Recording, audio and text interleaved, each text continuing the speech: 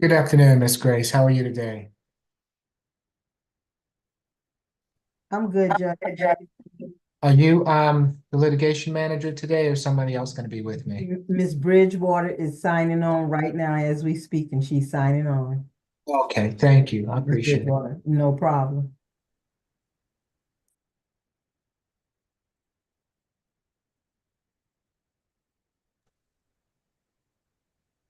Good afternoon, Miss Bridgewater. Hope you're well.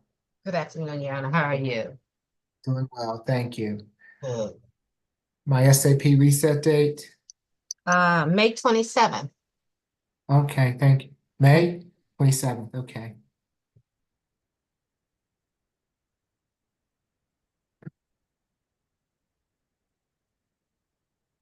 Let me just go ahead and make my announcement while we're waiting for everyone to join us. It's not quite 2 o'clock. Good afternoon, ladies and gentlemen. I'm Judge Eric Morrow. This is the State Court Expedited Accusation Calendar that we're conducting by video. You have a right to remain silent. Anything you say can be used against you. You have a right to have an attorney present at these proceedings. We are providing you with the assistance of a public defender or conflict defender if you do not have a private attorney. It's right before 2 o'clock. Let me wait till 2 o'clock so that everyone can get on with us. Then we'll get started.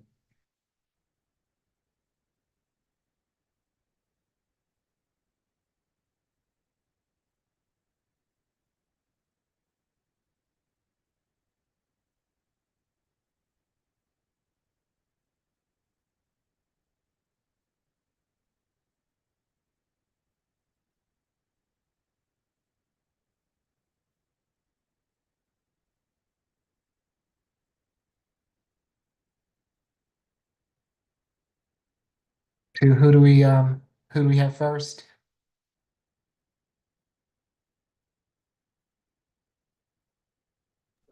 Position number 13, Ms. LaGree.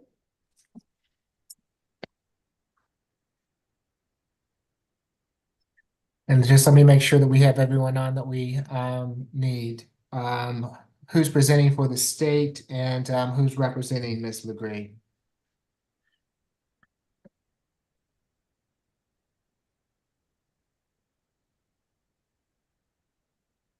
Mr. Rocco, good afternoon. Are you presenting for the state? Good afternoon, Judge. Is this Miss Jasmine LeGree, or did you say McGree? Yeah, it's position 13, Ms. LeGree. Yes, Hi, Judge. Okay, I'll and Mr. honor for the public defender. Thank you. Okay, very good. Ms. LeGree, good afternoon. You have been charged in case 25 CR 25818 with battery, family violence, and criminal trespass.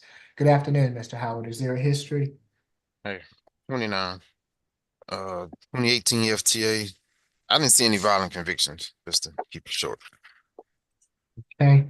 Yes, Mr. Sorokin. Thank you, Judge. And I will point out, I did see a violent conviction. It's older. It's from 2011 for assault. Also was convicted of 2 counts of larceny. That was out of Delaware, Judge. Okay. This incident took place May 11th, 2025 at 2870 Laurel Ridge Circle in East Point. Law enforcement responded to a call regarding a person refusing to leave.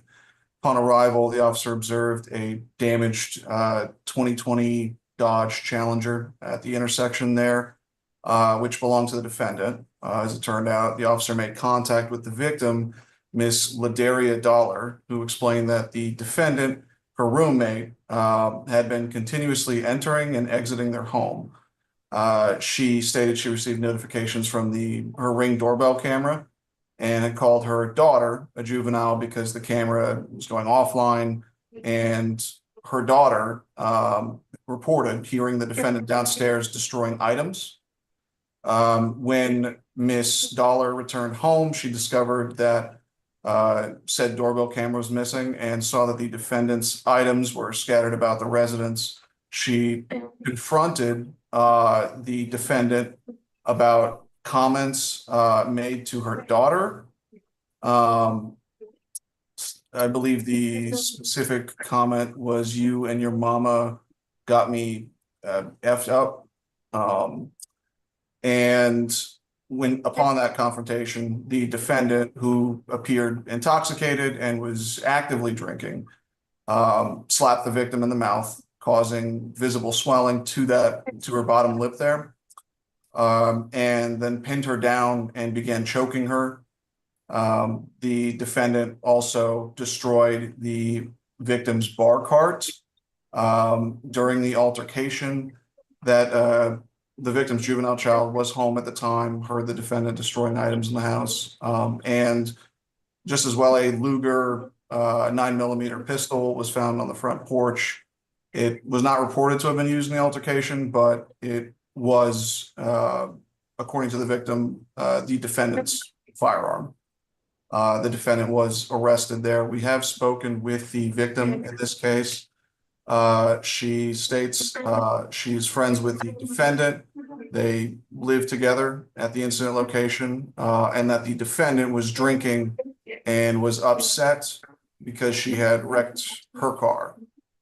She confirmed the events on the warrant, stated the defendant did place her hand around her neck for a brief period of time, and that she didn't fortunately feel like she was going to pass out.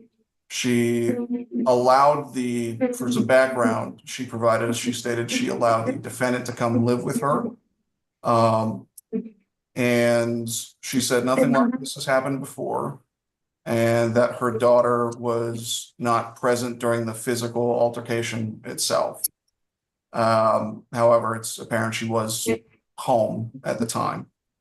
She stated she's not in fear of the defendant and does want to continue contact, and is okay with the defendant returning to the residence. We would ask the court to sound for her if she was able to make it at the appropriate time. In any case, the state's recommendation for count 1 is $5,000 signature bond for pretrial services for the battery family violence, that is, and $2,000 signature bond for pretrial services for the criminal trespass. We're asking for ADET. We don't want them to have contact. We are concerned given the severity of the events alleged here. And we're asking for no further contact whatsoever with Miss Ladaria Dollar. Stay away from 2870 Laurel Ridge Circle and East Point. These two should not be living together for the time being. Surrender any and all firearms to the sheriff's office, and no drugs, weapons, or alcohol while out on bond. If Ms. Ladaria Dollar is on the line and wishes to address the court, now is your opportunity to do so. Does not appear so. Mr. McLean? Your Honor, no objection to the signature bond concept. I'll leave it up to the court. I won't make a recommendation. In other words, of course, it is left up to the court on the ADET.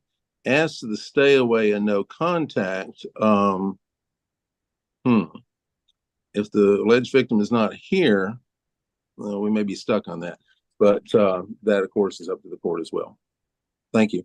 Just for any clarification on that, it is, I mean, it sounds like the defendant was, like, background wise living at a rooming house beforehand. It sounds very much like the victim's residence here. I don't know whose name is on the lease, but if I had to place my money on it, I'd say the victim here. Okay. For the battery, it will be a $2,000 signature bond through pretrial level 1. For the criminal trespass, $1,000 signature bond through pretrial level 1. Makes for a total of a $3,000 signature bond through pretrial level 1. No further contact with Ms. Dollar. Stay away from the Ridge Circle address. She can go back to that address on one occasion with law enforcement to retrieve any belongings. No drugs, alcohol, weapons while out on bond. Good luck to you, Ms. LeGray. On bookends, there was a willful obstruction. Is that dismissed? That is correct. I should have stated that from the outset. The willful obstruction was dismissed. Thank you. Okay, thank you. We're gonna go with position number 2, Miss Ballard.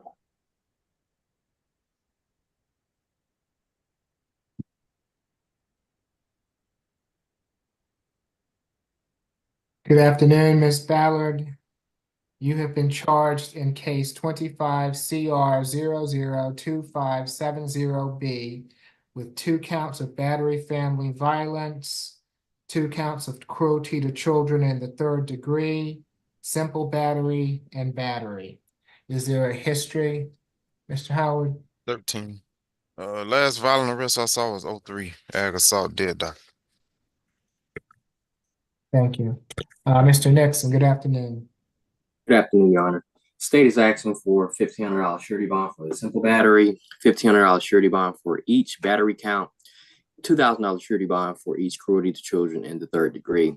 The incident took place on January 28th, 2025, and officer was dispatched to 219 East Broad Street, apartment 14 in Fairburn, in reference to a physical dispute. Now, upon arrival, the officer spoke with one of the victims, Tamaya Ballard, who advised her mother the defendant had arrived at the apartment to bring food for Tamaya's younger siblings, both minor siblings, and they both have the initials JB.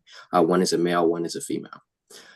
Tamaya advised that the defendant arrived on scene and began acting aggressively by pushing Tamaya, another victim named Eris Finlay. I'll spell that for you, Airris, Finlay, F as in Frank, Inlay, and Zymony Monford, and I'll spell that as well, Zymoney, Monford, and that's the defendant's niece. The defendant was apparently upset that her 2 younger minor children did not want to leave the residence with her. And Tamaya told law enforcement that the minor children felt safe at her apartment and did not want to leave with the defendant. She also informed law enforcement that she had an agreement with the defendant that the children were to stay at Tamaya's apartment due to the defendant's substance abuse and due to the defendant not having a place to reside. Now, in reference to the incident, Tamaya, Eris, and Zamani attempted to keep the defendant from removing the children from the residence. And in this attempt, Tamaya received a red mark on her left arm from the defendant. Eris advised that the defendant struck her in the head and began experiencing head pain. Zamani advised that her left pinky sustained an injury, preventing her from being able to move it. And she also sustained several large red marks on her left arm. Now, the minor child, JB, as the male, experienced an asthma attack during the altercation and also sustained a laceration to his bottom lip. With regard to, I think I had some additional regarding criminal history. I think there's a warrant out of Union City that I noted. Our office did speak with Tamaya and Zamani, who both confirmed that the events in the warrant did occur. Tamaya stated that the defendant lives in a hotel and comes to get the minor children whenever she feels like it. She further stated that she only wants contact with the minor children in order to have contact with the minor children. And with that, Your Honor, the state is asking for no further contact with all of the victims in this case. That's Tamaya, Zamani, Eris, and both of the minor children, whose initials are JB. State is asking for 1-day anger awareness and a stay away from 219 East Broad Street, apartment 14 in Fairburn, and no alcohol, drugs, or weapons while out on bond. Okay, if Ms. Finley or Ms. Mumford are on the line and wish to address the court, now is your opportunity. Good afternoon, Mr. Chitaya. Good afternoon, Judge Morrow. My client's a lifelong Atlanta resident and thus has strong ties to the community. She got through school as far as the 10th grade. She's 42 years old right now. And in terms of her work, she currently works at a store as a cashier, and she's been doing that for about 2 months. Also, Your Honor, my client doesn't have the income or assets to afford the bond that the state's asking for, so I would argue that the state's request is excessive. I would ask the court to consider the possibility of a signature bond, but if that's not possible, then a total surety amount in the $1,000 to $2,000 range, especially given her financial circumstances. Okay, does she live at the East Broad Street address or somewhere else, Mr. Chitaya? She doesn't live there, Your Honor, no. Okay, all right. For the simple battery, $1,000 signature bond through pretrial level 2. Battery, $2,000 signature bond through pretrial level 2. For each of the battery family violence charges, it will be a $2,000 signature bond through pretrial level 2. For each of the cruelty to children charges will be a $500 signature bond through pretrial level 2. Believe that makes for a total of a $7,000 signature bond through pretrial level 2. 1-day anger awareness. No further contact with any of the alleged victims. Stay away from the East Broad Street address. No drugs, alcohol, weapons while out on bond. And Your Honor, I'm sorry to interrupt. I did want to put on record that we reached out to DFAX requesting info about the family and the custody situation as well. I just want to put that on the record. Okay, thank you. And okay, thank you, Mr. Nixon. Good luck to you, Ms. Ballard. Let's see. Courtroom 1, is that the gentleman who's going to require the interpreter? Yes, Judge. Position 9, Position 9, and whose client is that? Mr. Shataya. Okay, is it all right if we go ahead and place you all into a breakout room, Mr. Chataya? That's fine, Your Honor. Okay, thank you, Ms. Chancey, for being here. We appreciate it. Okay, Judge. We'll place you all into a breakout room. Thank you. Your And Honor, then- Mr. Santiago will also need an interpreter. Okay, so I guess courtroom 1 is aware of that, so we'll take you next, Mr. McLean. Can we do we know who we have at the Alpharetta Annex? Can I take care of them so that is it possible so that we can let them That's my go? client, Your Honor. Okay, all right. So we'll have to wait, Alpharetta Annex, for Mr. Chataya to get back, but we'll take you as soon as possible. Ms. Bridgewater, is there a question? Yes, sir, it is. My math isn't adding up. Can you go over those bond amounts again? You had mentioned it should be a total for 7,000. Perhaps I put something differently because I'm coming up with 8. So For each of the family violence, it will be a $2,000 bond. For the simple battery and the battery, each of those is a $1,000 bond. okay, For each of the cruelties is a $500 bond. okay. I got you. Thank you. Okay, you're welcome. Courtroom 2, who do we have next? This is Mr. McLeod, client, position number 11, Richard Johnson. Okay, are you with me, Ms. McLeod?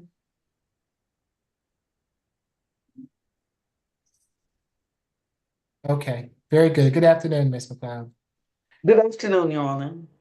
Good afternoon, Mr. Johnson. You have been charged in case 25 CR 002576E with 2 counts of battery family violence. Is there a history, Mr. Howard? 8 total, 2025 FTA, 2024 theft conviction, 2023 battery DWAP. Mr. Siracco? Thank you, Judge. This incident took place October 23rd, 2024 at 70 Allen Temple Court, Atlanta. Appears to be an apartment complex there. Law enforcement was dispatched to a dispute call. And upon arrival, the officer was flagged down by the victim in this case, Suntiuna Bailey. That's Sunteuna, and that's Bailey with an E, who stated that her sister's child's father, the defendant, had assaulted her inside the home. She explained that the defendant was having a verbal argument with her when suddenly he jumped on her and started punching her with closed fists all over her face, resulting in visible swelling and bruising. The victim's sister, Yakia Harris, came into the room and tried to pull the defendant off the victim. After they were separated, the defendant came back around again and attacked the victim before walking out the door. Police followed up with the victim here, and she explained that she and her sister were doing their hair when there was a spill on the table, and the defendant they started throwing water at her, and ultimately an argument ensued, wherein he also threw out the victim's items, some of her belongings, out the door. And as the victim was going towards the defendant's game console in retaliation, she didn't get the chance. He began striking her with a closed fist at that point. The victim has been living have been living at the location since August of that year with her sister and the defendant. And has known the defendant for about 2 years. At the time. The victim ultimately sustained facial swelling, eye swelling, and a laceration under her right eye that was bleeding, and identified the defendant from his driver's license photo, at which point a warrant was issued for his arrest. With respect to that history, there was mention by pretrial of the battery family violence. That case was from 2023 against the victim's sister, Miss and his girlfriend, Yakia Harris. That was dismissed last November, when it seems like Miss Harris didn't appear, and that case at that point was dewopped. I see the FTA from March of this year. There's one out of Monroe County. We have spoken with the victim in this case. She affirmed she is the sister of the defendant's child's mother. They no longer live together. It appears she confirmed that the events in the warrant and explained the defendant has always cursed her out and been verbally abusive towards her, but this is the first time he's been physically violent towards her. She stated the defendant is very abusive. Can we mute that? Whoever's on the iPhone there, if you will mute, you're interrupting the court session. So if you have business before the court, I'll get to you, but please mute until that time. I'm sorry, Mr. Srocco, go ahead. Thank you, Judge. The victim stated that the defendant is very abusive towards her sister, Miss Harris. They referencing that previous case they had.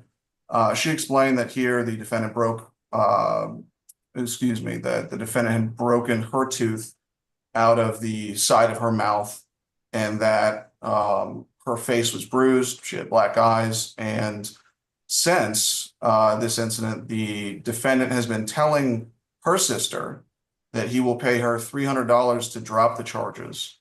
She stated she is in fear of the defendant and does not want to continue contact. We asked the court sound for her when appropriate.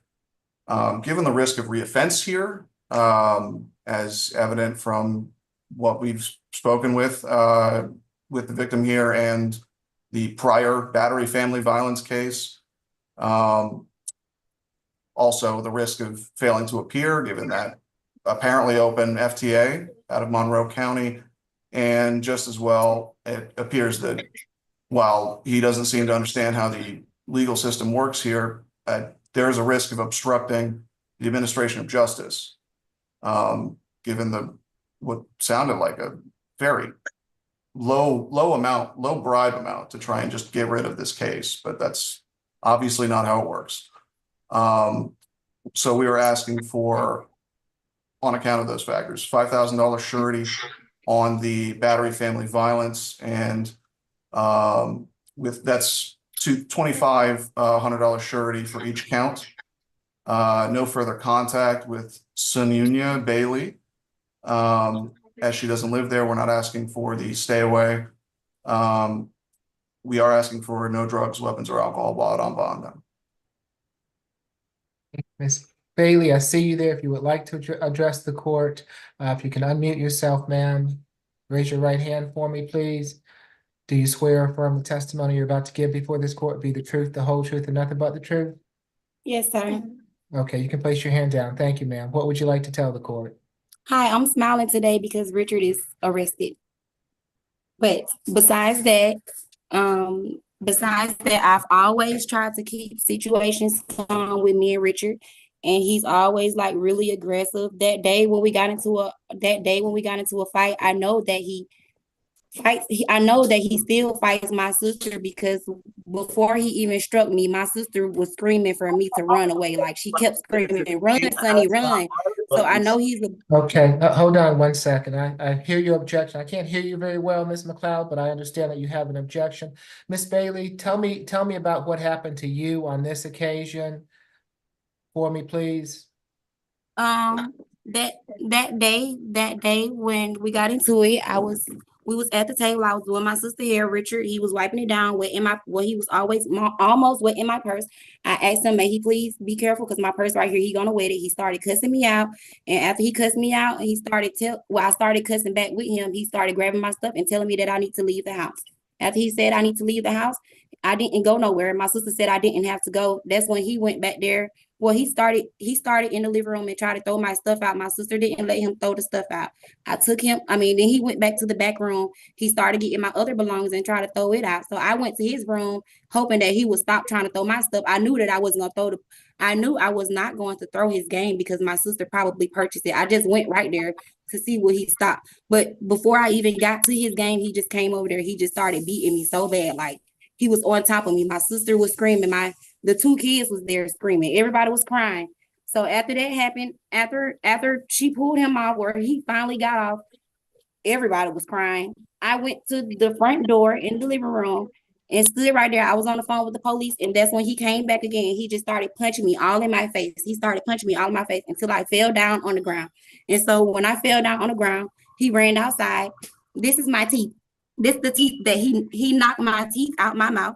And then when he went outside, I had a brand new car. I had a blue Camaro. He went outside and he broke my mirror off my car, my side mirror. So after he broke my mirror, he just kept walking. He never did run away from me because I guess he thought that, well, I just beat her anyway, so she's not gonna touch me. He didn't like run, but he was walking really fast. When he started walking really fast, I just stopped going behind him because only reason that I went outside to try to see where he was going because I wanted the police to go and get him. So I just stopped following him once he started walking really fast.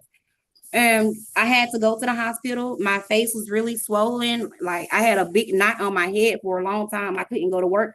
I couldn't do nothing. And I just And I you really called Miss I'm Bailey. just so happy. You called the police? Yes, sir. I called the police. And He started beating me. He started beating me again. I was already on the phone with the police when he started beating me again. I was standing in front of the door, and when he came over there, he started punching me all in my face. And you took a warrant out. You took a warrant out for him at that time. Yes, sir. I took a warrant for him that time, Have you and had I any had a contact? restraining order on him, and he still came back to my sister's house. And he keep coming over there, and I know that he's doing something to my sister because my sister downstairs neighbor is telling me that. Okay, so don't tell me about your sister. Just tell me about Okay. you. Do you so have you spoken with him since the day of this incident? Do you know whether Well, he knew you had a warrant out? I haven't personally spoken with him, but he's trying to speak to me before today. He's been trying to speak to me to ask me, can I drop the charges? He even offered me $300 to drop the charges. And I said, no, I don't want to drop the charges. I want him to stay in jail as long as possible because it's not fair. It's not fair that you got a misdemeanor and you knock my teeth out. That's not fair. Miss Bailey, could I just ask for clarification? When you say he's offering to pay you $300, is that through your sister? I Contact with your believe sister that he's making. Yes, through my sister. He's asking my sister to talk to me about it. And I'm not sure if my sister told me or my cousin told me, but my sister and my cousin, they always talk. But one of them came to me and asked me that Richard said, can I have the drop if he was to pay me $300? Okay, thank you. All right. Thank you for being here this afternoon, Miss Bailey. Do you Thank have you. a couple of questions for Miss Bailey, Your Honor? Say it again, Miss McLeod. I have a few questions for her today. Okay, you're fine, Miss McLeod. Go ahead, ask your Miss questions. Bailey, I'm sorry. is it true that on this particular occasion, you actually stabbed my client? Stabbed him? You stabbed him in his hand, didn't you? No, that's not true. I didn't have a chance to do nothing to him. I never had no weapon.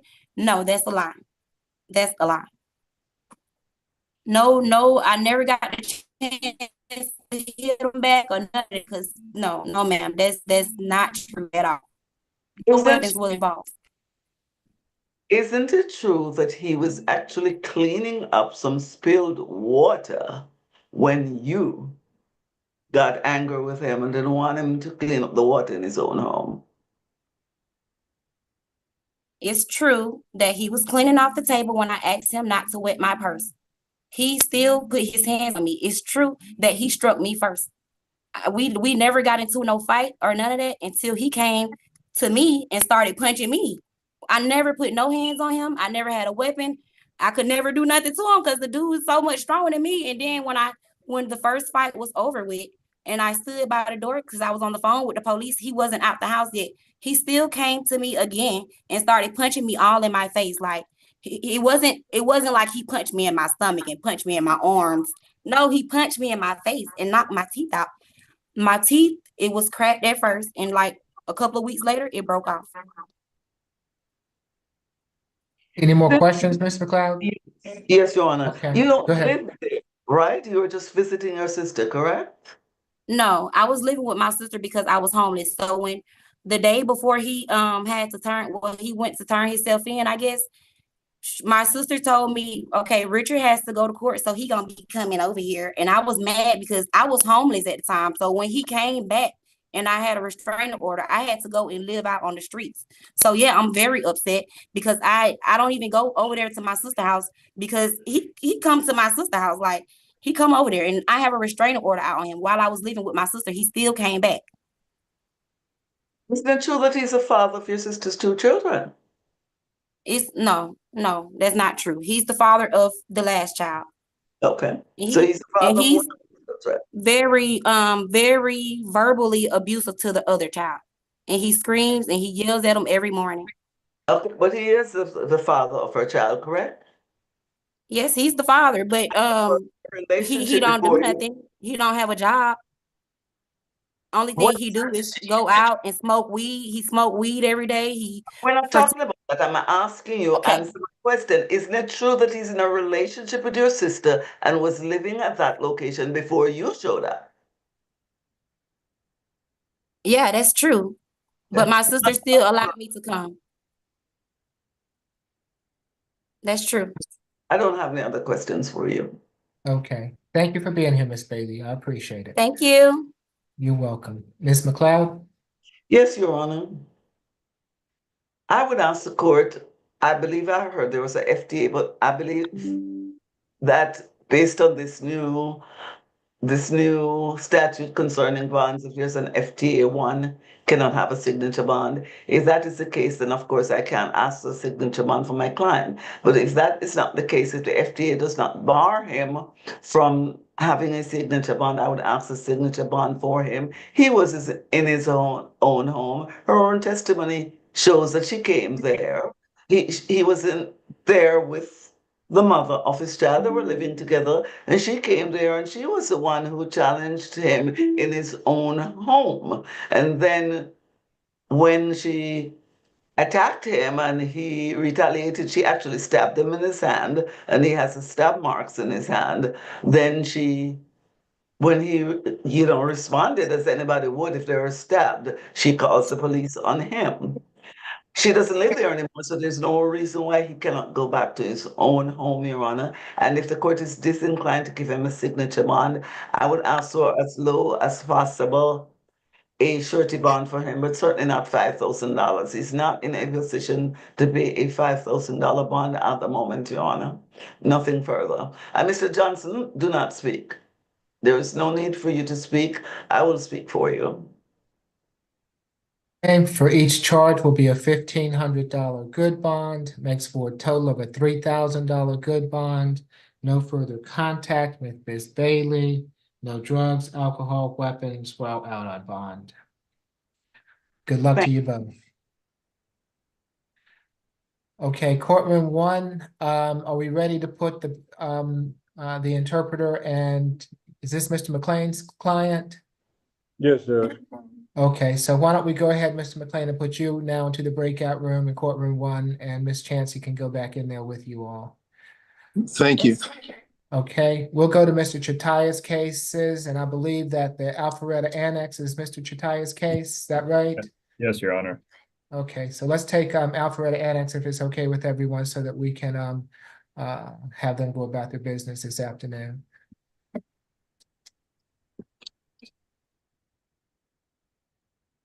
We have it, the Alpharetta Annex?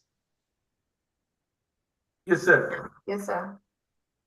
Yes, tell me who that is, please. My name is Alex Adult, sir. Oh, yes, good afternoon, Yeah. Mr. Apple. I'm Judge Eric Morrow. This is the State Court Expedited Accusation calendar that we're conducting by video. You have a right to remain silent. Anything you say can be used against you. You have a right to have an attorney present. We're providing you with the assistance of the public defender if you choose to utilize his service. Mr. Addo, you've been charged in case 25 CR 002575A with simple battery family violence. It's my understanding that this is Mr. Addo's first arrest. Yes, Mr. Nixon.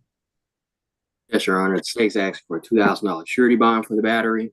On the incident date is May 12th, 2025. An officer was dispatched to 825 London Links Court, and that's in Johns Creek. And upon arrival, the officer spoke with the victim, Shagiki Yadagri. I'll spell it for you. SHAGHAYEGH. Last name YADEGARI,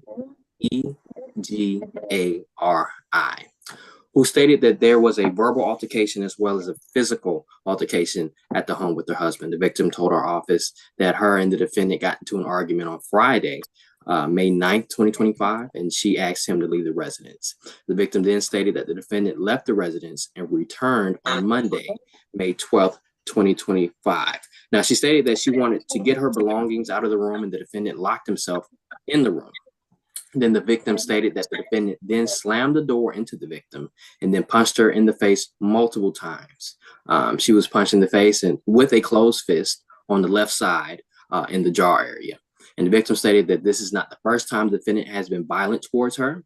The victim stated that the defendant has threatened to kill her in the past. The victim also has filed 2 TPOs in 2019, is in the process of filing another TPO.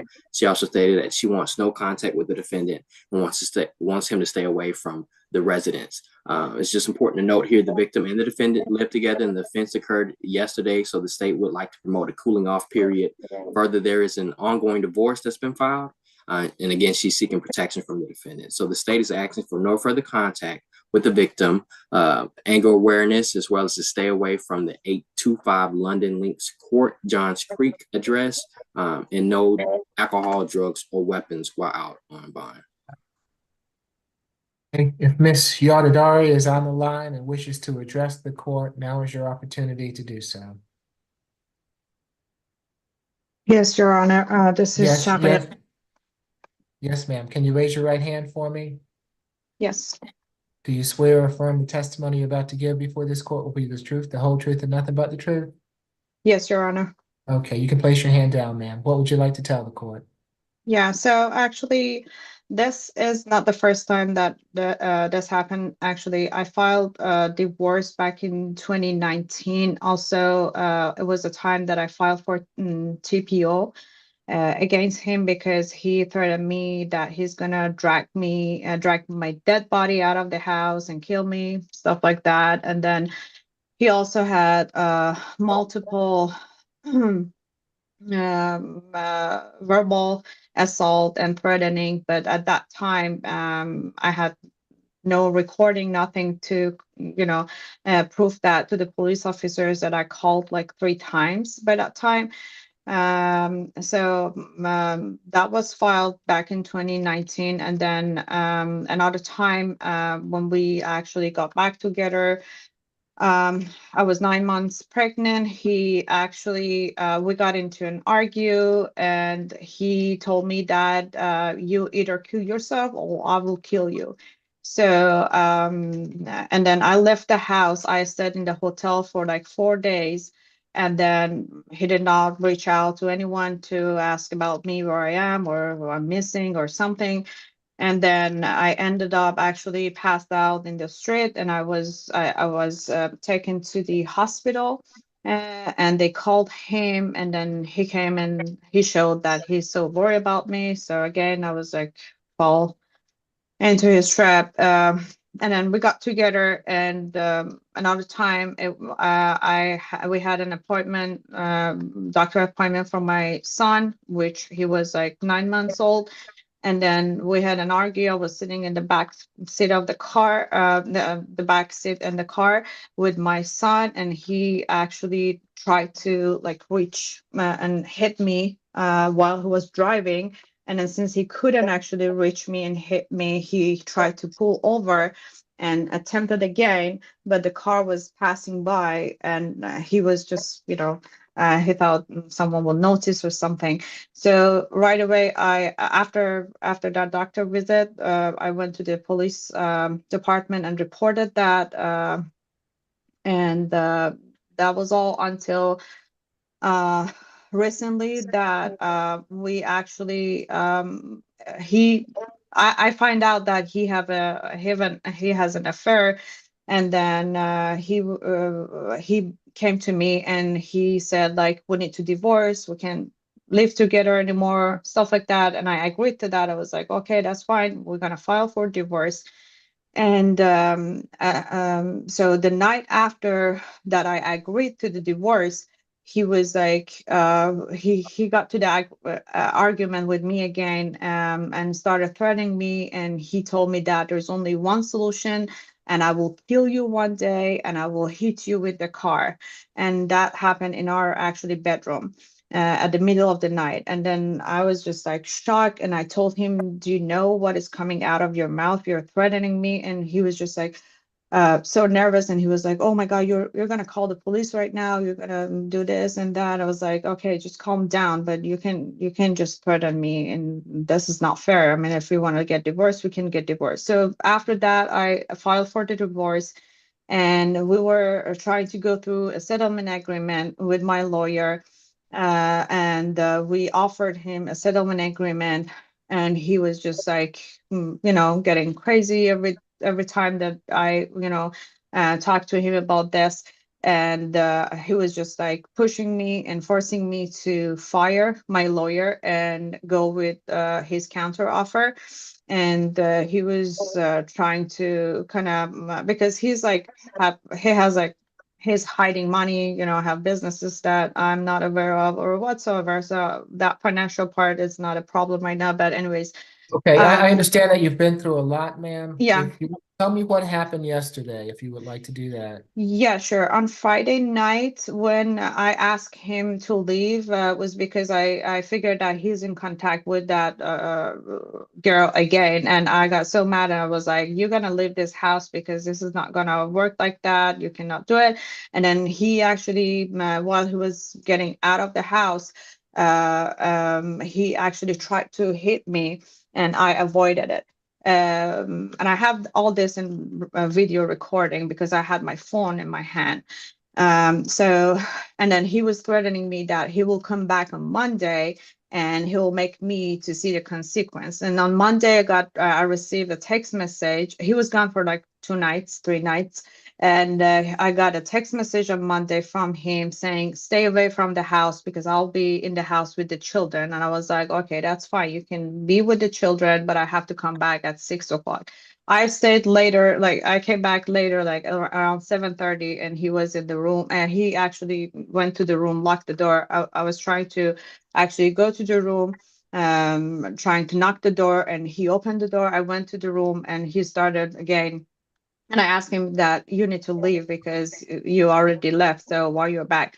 So he was just like cursing at me, doing all those verbal assault. I came out of the room and tried to get back. And again, he locked the door. And then this time when I tried to open the door and knock the door, he opened the door and he slammed the door 2 times in my left hand. I was just trying to, avoid it. And then out of sudden, he started punching me with his right fist. And then I grabbed my stuff. And then he actually walked out of the room and put his hands off and showing his ass to me and saying like, kiss my ass. And right away, I grabbed my bag and I stepped in. I went to the garage and tried to get into the car. And I noticed that he's following me. So I rushed myself to get in the car and get out because I wanted to go to the police. And I didn't want to call them to come over to my residence because of my children, because my children were like eating dinner. The TV was loud, so they didn't notice anything. But so as soon as he came to my car, I tried to go back and I was just focusing on him and I did not notice that there is a car behind me. So I hit his car actually. And then out of sudden he started like again shouting and he was trying to get into the car and I escaped and didn't notice that he is following me. But like 5 minutes later, when I called the police and they said like there's there's an officer dispatched at the department and you can talk to them. And I went there. The officer told me that you sit in the car, and then out of sudden I noticed that he drove and then he came. So I told the officer that he left the children at home alone. And so I was on a call by that time to ask my mom to grab the children. And then I showed the videos and everything. I think I understand what you're going through. Who lives at the London Links address? Pardon me? Who lives at the London Links address? We both live in the London Lakes. Your Honor, Okay. if I may interrupt, she has successfully obtained a TPO today and is granted her sole possession of family residence at 825 London Links Court. Okay, Yeah. thank you, Mr. Nixon. And you have 2 children, ma'am? Yes, Your Honor. And how old are they? 11 and 3. Okay. I appreciate you being here this afternoon, ma'am. Thank you. Thank you. Mr. Chataya? Thank you, Your Honor. Mr. Adel is 50 years old. He's lived in the Atlanta area since 2010, so it's been about 15 years now. I would consider him a local. He has a bachelor's degree in agriculture, and for the past 9 years, he's been an entrepreneur running a used car dealership. He also informs me that he was in the United States Army for almost 5 years, from which he was honorably discharged. He is a veteran. And, we heard from pretrial that this is his first cycle. So, given those considerations, Your Honor, I would like to request a signature bond from Mr. Adel. I would consider the state's surety bond request excessive, given his very limited criminal history and his ties to the community. Okay, it will be a $10,000 signature bond through pretrial level 1, 3 days of anger awareness, no further contact with the alleged victim, stay away from the residence. He can go back to the residence on 1 occasion with law enforcement to retrieve any belongings, no drugs, alcohol, weapons while out on bond. Mr. Adel, let me explain to you what no contact means. It means absolutely no contact. Obviously, no physical contact, no phone contact, no internet contact, no social media contact, no emails, no contact whatsoever. You can only go back to that residence on 1 occasion with a police officer to retrieve any belongings that you have there. Okay? Yes, sir. Good luck to you both. Can I add something, Your Honor? Mr. Chataya? Mr. Adel, if you have a question about bond or bond procedures, you could contact the main line to our office and we'll have an attorney respond to you. But otherwise, I suggest you exercise your right to remain silent here. And you just heard Judge Morrow, you're getting a signature bond, so you won't need to pay anything to get out. Okay. Do we have anyone else at Alpharetta Annex? That's not a, Next. Do you have any more? That's all. That's all. okay, y'all have a good afternoon. Thank you. You too. Your Honor, if it's possible, could we get some contact information for the Alpharetta Annex so that he can get his service of his temporary protective order that was just issued? Oh, that's fine with me. Alpharetta Annex. Yes, What do you sir. need? What do you need, Miss Allen? Just a What phone does- number, an email would be Okay. helpful. You can email me directly if you need to. First name TAMIKA CHAMPION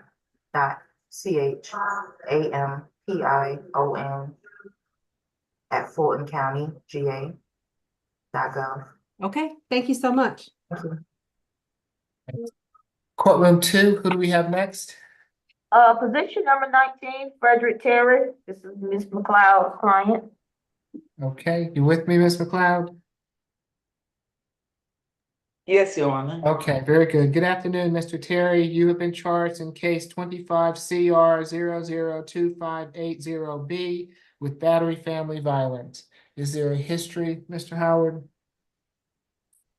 6. You got open ag assault, possession of a firearm, ag assault, a deadly weapon, simple battery, cruelty in the third out of Superior Court, robbery by force, carrying a weapon without a valid license, theft by receiving, ag assault, possession of a firearm, simple battery, family violence, cruelty in the third. That's another one.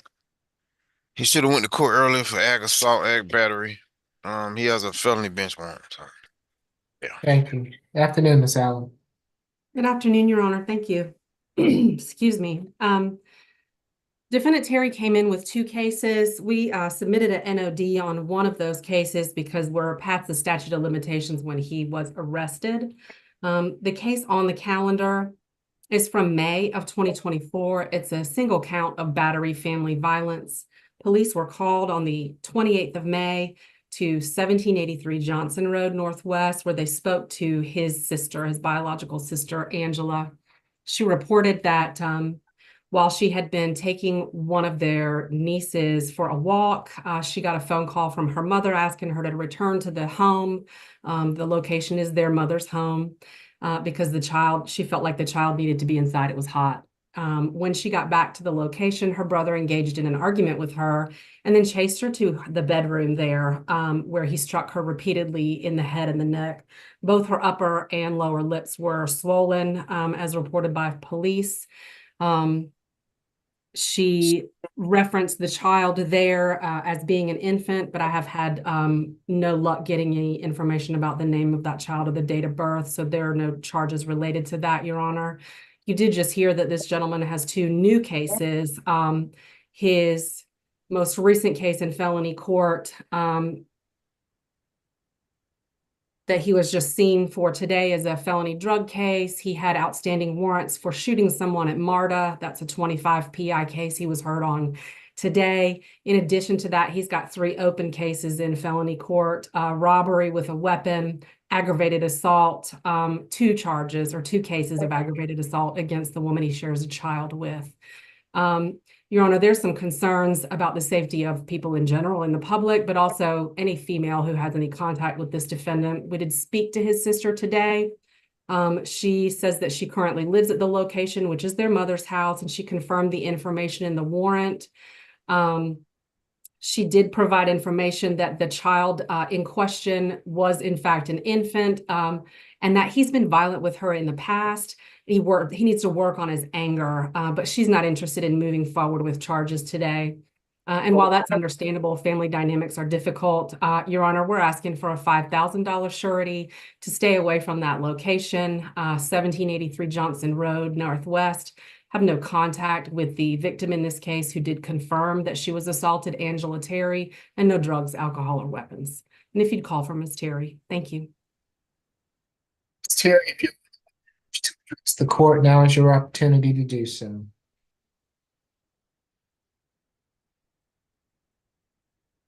Okay, Ms. McLeod. Yes, Your Honor. I would ask the court to give my client as low a bond as possible. He is not in a position to pay for bond based on what he tells me, Your Honor. This is an incident which happened several months ago. I believe the warrant says it happened in October of last year. And my client denies that he assaulted his sister at all. He tells me they got into an argument. It was sort of a mutual back and forth going on between them, Your Honor. And as The state reported his sister, as she's over that, she's past it, and she really is not interested in being a witness against her brother in any proceedings the state may have. I would ask the court to take that into consideration, the length of time that has passed, the fact that they are siblings, and the fact that his sibling does not wish to be involved in this any further. So, considering all of that, Your Honor, since the court is more than likely not going to give my client a signature bond, I would ask for as low a bond as possible. Nothing further. Okay, it will be a $3,000 good bond. No further contact with Ms. Terry. Stay away from the Johnson Road address. No drugs, alcohol, weapons while out on bond. I'll see him back at the SAP calendar on May 27th, Ms. McLeod. If any changes need to be made, or if Ms. Terry, I saw her on the line earlier, but it appears that she dropped off. I'm happy to hear from her. All right, good luck to you, Mr. Terry. Position 4, Coach.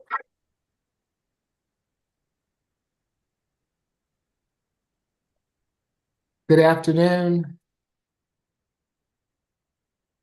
Mr. Coates, you have been charged in case 25 CR 002583G with 2 counts of simple battery, family violence, and battery against a female who is pregnant. Is there a history, Mr. Howard? 16. I got it. He's on probation for ag assault, battery DV, possession of a knife or a firearm by a convicted felon or felony first offender. 2020 FTA, 2020 battery DV conviction. He got a probation hold and wanted out of Union City. Mr. Nixon? Yes, Your Honor, the state is asking for a $4,500 surety bond for the battery against a female who is pregnant, $1,500 surety bond for each simple battery family violence. The incident took place May 12, 2025. An officer was dispatched to 5401 Old National Highway. An officer made contact with EMS first, who was already on the scene. And EMS stated that their patient had been attacked, struck over the head, and had been punched and beaten in the stomach, causing a possible miscarriage with complaints of possible fainting. Now, the officer then spoke with the victim, Jada Martinez, who stated that she had been beaten by her boyfriend, the defendant, at the aforementioned location. She stated that he struck over the head with a bottle, punched her in her stomach, and then took himself up the road south on Old National to get some cigarettes. Officers canvassed the area, found the defendant, and arrested him. Pretrial did mention warrants. The probation, I think I noted that it was a 2024 criminal trespass that he pled nolo to, and then the 2015 first offender sealed, but it was ag assault, criminal trespass, and burglary. The state is asking for no further contact with the victim, Jada Martinez. Stay away from 5401 Old National Highway, anger awareness, and no alcohol, drugs, or weapons while out on bond. Mr. Chitaya? Well, if Ms. Martinez is on the line and wishes to address the court, now is your opportunity. Doesn't appear so. Mr. Chitaya? Thank you, Your Honor. Oh, yeah. Camera went out. There we go. All right, thank you. Sorry, my camera went out. Thank you, Your Honor. My client is 26 years old. He's lived in Atlanta since 2016. He got through school as far as sophomore year in high school. And as of December 6th or the 13th of last year, he's worked 2 security jobs and is trying to get back on his feet. We don't object to no further contact or stay away requests, but we would ask the court to consider the lowest surety bond possible. Battery against a female who is pregnant, a $2,000 good bond. For each of the other charges, a $1,000 good bond. Makes for a total of a $4,000 good bond. No further contact with Ms. Martinez. Stay away from the Old National Highway address. No drugs, alcohol, weapons while out on bond. Good luck to you, Mr. Coates. Next is position number 5, Mr. Evans.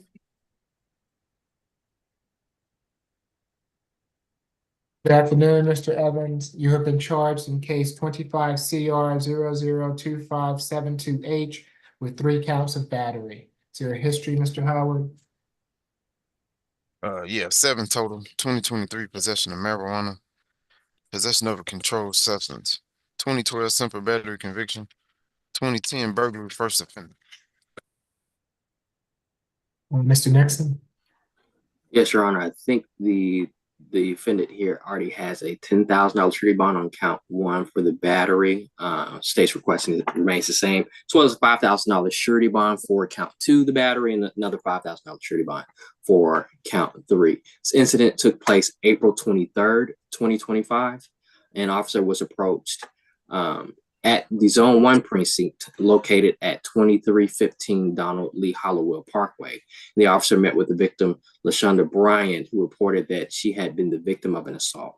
And the victim stated that the defendant, identified as her on-again and off-again boyfriend, the defendant here, physically assaulted her while she was seated in her vehicle. Now, according to Ms. Bryant, the defendant was staying at the residence located at 777 Charlotte Place at the time of the incident. And the victim stated that she drove to the rear of the address at approximately about 11:30 p.m. and honked on her horn to signal Mr. Evans to come outside. Now, the defendant exited the residence, stood at the top of the exterior stairs, and began shouting at her as they engaged in a verbal altercation. The argument escalated, and the defendant descended the stairs in an aggressive manner and approached her vehicle.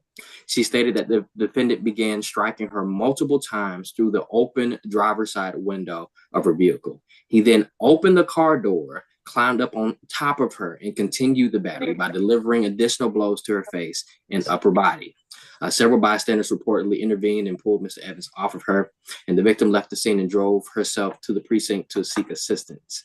Now, while there, the officer observed visible injuries consistent with her account, including a swollen lip, a laceration to the interior of her mouth, and a noticeable swelling and bruising to the left side of her face. Our office has spoken to the victim. I believe she is on the Zoom. She stated that they are no longer in a relationship, they don't live together, and that they share no children. The victim stated that she has not had any contact with the defendant since the incident, and the state would ask if you would call for her when appropriate. Additionally, the state is asking for no further contact with the victim, anger awareness, and no alcohol, drugs, or weapons while out on bond.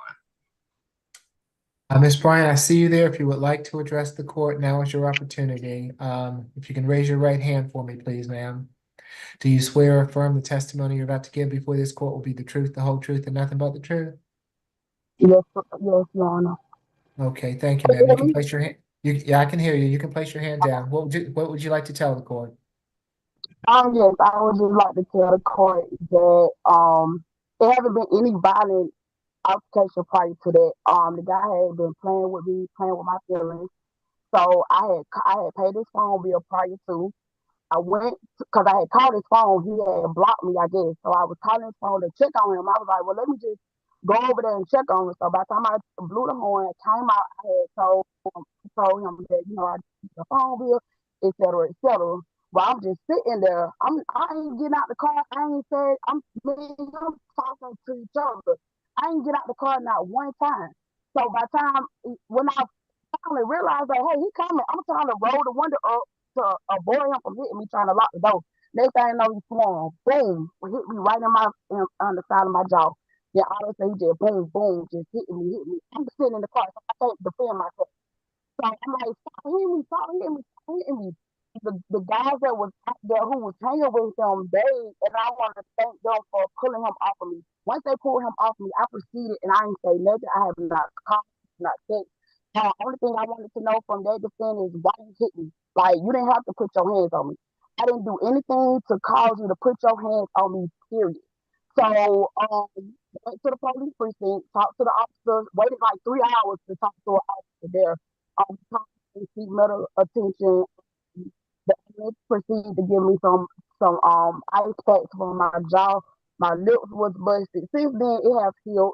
But it's one of them situations where I just wanted to be over with. I don't got time to dwell. I got kids to take care of. And I just wanted to proceed on with my life.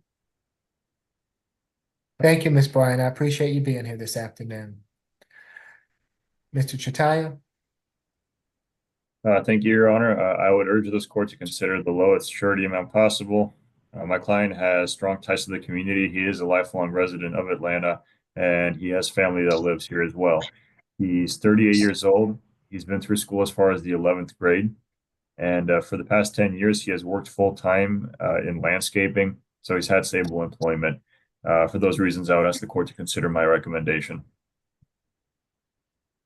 Okay, for each charge, it'll be $1,000 good bond, makes for a total of a $3,000 good bond. No further contact with Ms. Bryant. Stay away from her residential address. No drugs, alcohol, weapons while out on bond. Your client has his hand up, Mr. Chitayo. Mr. Evans, if you have a question about bonds or bond procedures, you can contact the main line to our office. Otherwise, you just heard from Judge Morrow, you're getting a surety bond. But I strongly recommend that you exercise your right to remain silent and not talk about the case, since these proceedings are recorded and listened to by the prosecutors.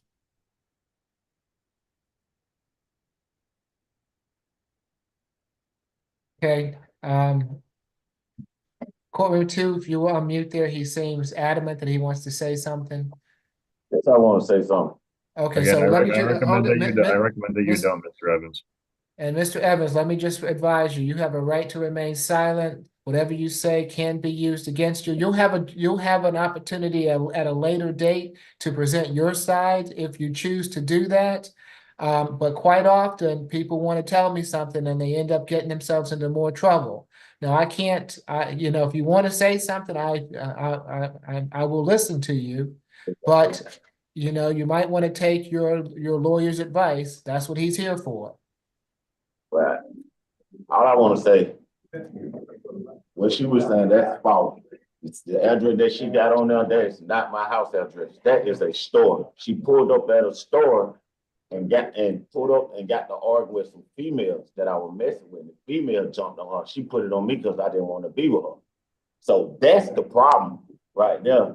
So I got a warrant on me for nothing. And I'm just okay. So we're not going to litigate this today. Either one of you. No, we're not going to litigate this. Can we have Ms. Bryant go off camera, please? Okay, I've made the bond recommendation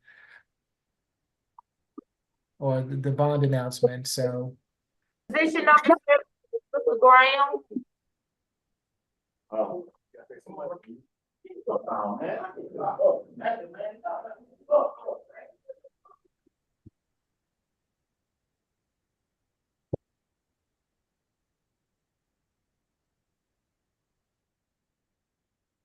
tell me who this is again. Position number 7, Mr. Graham. Okay, thank you. Good afternoon, Mr. Graham. You have been charged in case 25 CR 002574J with 3 counts of giving false information to law enforcement. Is there a history? 7. Got an open shoplifting 2022 FTA. Mr. Nixon? Yes, Your Honor, I believe the defendant has a $1,000 surety bond already set, but the state will be asking for $1,000 surety bond for all 3 counts of giving a false name and date of birth to a law enforcement officer. The incident date is May 11th, 2025. An officer was dispatched to 3749 Campbellton Road, Southwest, for a criminal trespass. Now, upon arrival, the officer saw a male that was wearing a green jacket and jeans with white shoes, which matched the description of one of the males. Officer entered the store location and spoke with 2 employees, and they stated that the officer had just saw outside the store and another male were stealing from the store. An employee wanted the male criminally trespassed from the location. The male, who was finally identified as Mr. Quan Graham, initially gave the officer the name and date of birth of Canardus Graham, 11/19/1977.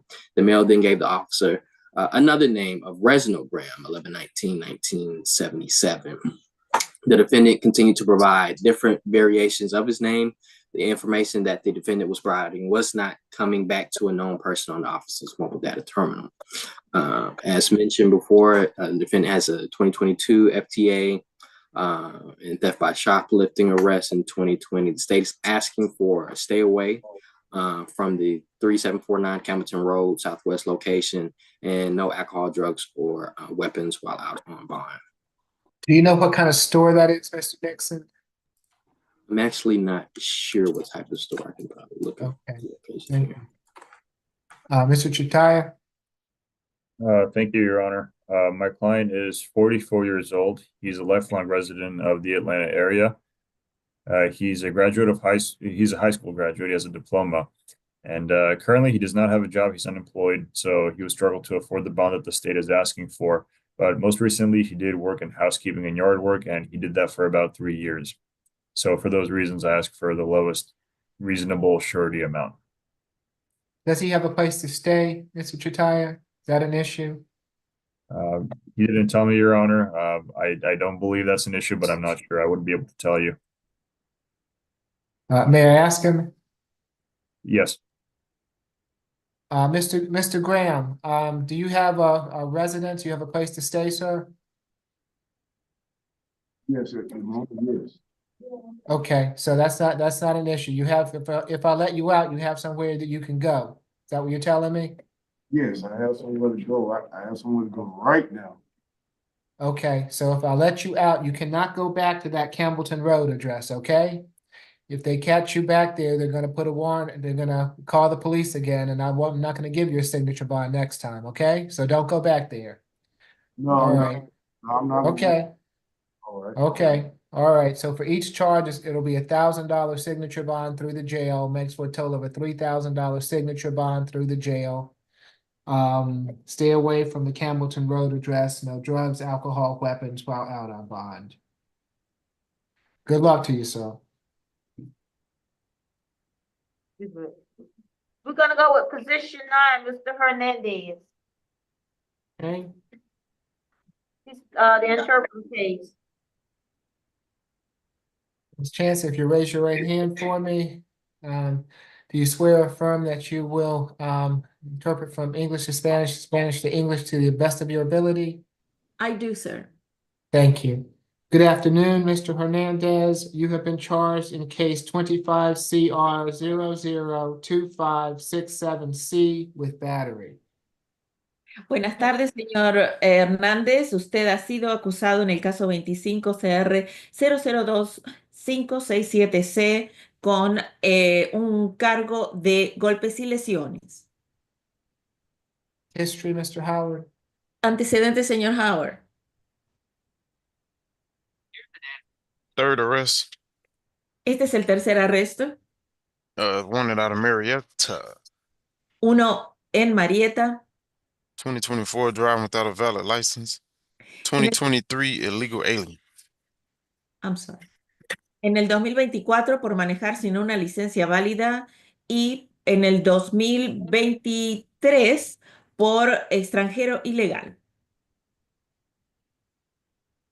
Rocco. Thank you, Judge. This incident took place on May 12th, 2025 at Morehouse College, located at 830 Westview Drive, Southwest Atlanta. Sí, su señoría, este incidente ocurrió el 12 de mayo del 2025 en Morehouse College, que está ubicado en el 830 de Westview Drive, Southwest Atlanta. The defendant and the victim in this case, Mr. Roger Romano, were co-workers performing housekeeping duties as contractors at Morehouse. El acusado y la víctima, en este caso el señor Roger Romano, eran compañeros de trabajo haciendo deberes de limpieza y como contratistas en Morehouse. The victim explained to police on arrival that the defendant had asked him for property belonging to a mutual coworker. La víctima explicó al oficial de policía al llegar que el acusado le había pedido propiedad que pertenecía a otro compañero de trabajo mutuo. The victim stated to the defendant that he preferred to return said property to that coworker directly and refused to give the defendant the property, at which point they started to argue. La víctima le dijo al acusado que prefería devolverle la dicha propiedad a ese otro compañero directamente y rechazó dársela al acusado, esa propiedad, la que en realidad, lo que en realidad causó que comenzaran a discutir. The victim explained that the defendant then threw a piece of metal furniture at him before charging him and punching him repeatedly in the face and in the head. La víctima explicó que el acusado le tiró un pedazo de, le tiró un mueble de metal, perdón, a él y antes de atacarlo, dándole un puñetazo repetidamente en la cara y en la cabeza. The victim sustained various injuries, including abrasions and other wounds to his face, his head, and the palm of his hands. La víctima sostuvo varias lesiones, incluidas raspones y otras heridas en la cara, su cabeza y en las palmas de sus manos. Video footage that law enforcement was able to review corroborated the victim's account of what happened. Una grabación de video que la fuerza del orden pudo observar corroboró lo que contó la víctima de lo sucedido. With respect to history, that foreign county hold out of Marietta appears to be for an open FTA from November 20th, 2024. Con respecto al antecedente de otro condado en Marietta, pareciera que eso ocurrió por por incomparecencia el 20 de noviembre del 2024. We have not been able to speak with the victim in this case yet. We will continue those efforts, and we would ask if he was able to make it online or hear of the hearing that the court would sound for him when appropriate. No hemos podido hablar con la víctima de este caso todavía, pero continuaremos haciendo esos esfuerzos y pidiendo que pueda presentarse en línea o tratar de ver si el juez podría llamarla cuando sea apropiada. With that open FTA out of Marietta, the state is asking for a $1,000 surety bond for this case. Con ese caso de Marietta, la fiscalía está pidiendo $1,000 de fianza bajo garantía por este caso. With the conditions of no further contact with Roger Romano, stay away from Morehouse College at 830 Westview Drive in Atlanta, and no drugs, weapons, or alcohol while out on bond.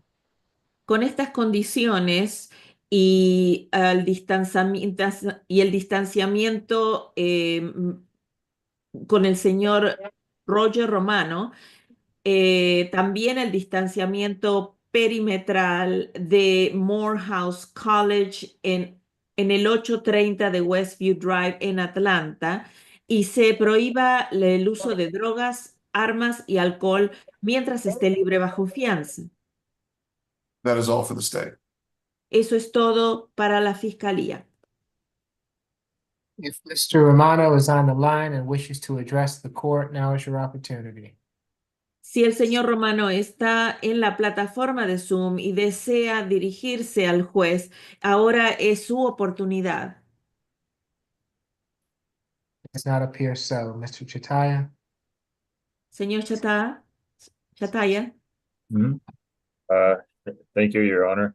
My client's 24 years old. He's been living in Atlanta for a full year now. Mi cliente tiene 24 años de edad y ha vivido un año completo en Atlanta hasta ahora. He's currently unemployed and would probably struggle to afford the surety bond that the state is asking for. Él está desempleado y probablemente va a ser muy difícil poder pagar una fianza bajo garantía que pide la fiscalía. In terms of his work background, he told me he has had various jobs in the past, including cleaning at the university, construction work, and other types of labor.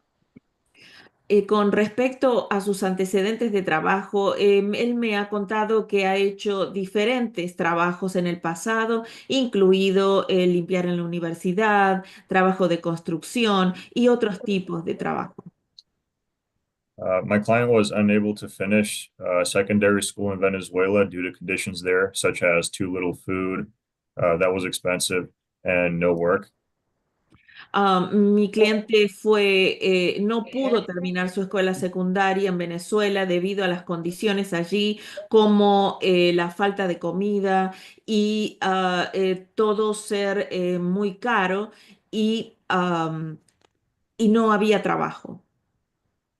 For those reasons, Your Honor, I ask for the lowest surety bond possible, and I would object to a stay away from Morehouse College since my client sometimes works there. Por estas razones, su señoría, yo pido que se le otorgue una fianza más baja posible y también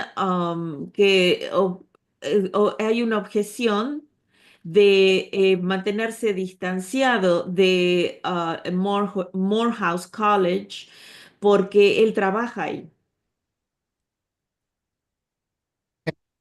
$200 good bond, no further contact with Mr. Romano, no drugs, alcohol, weapons while out on bond. Judge, can you call them out, please? I'm sorry. $200 good bond. Thank you. Se otorga una fianza de $200, no tener más contacto alguno con el señor Romano, se prohíbe el uso de drogas, alcohol y armas mientras esté libre bajo fianza. He could go back to Morehouse College as long as he's working there, but if he's not working, he has to stay away. Puede regresar al Morehouse College solamente si debe trabajar allí. Si no tiene que trabajar, debe mantenerse distanciado de ahí. Good luck to you, sir. Buena suerte, señor. Thank you. Who do we have next? Number 18, Santiago Martinez.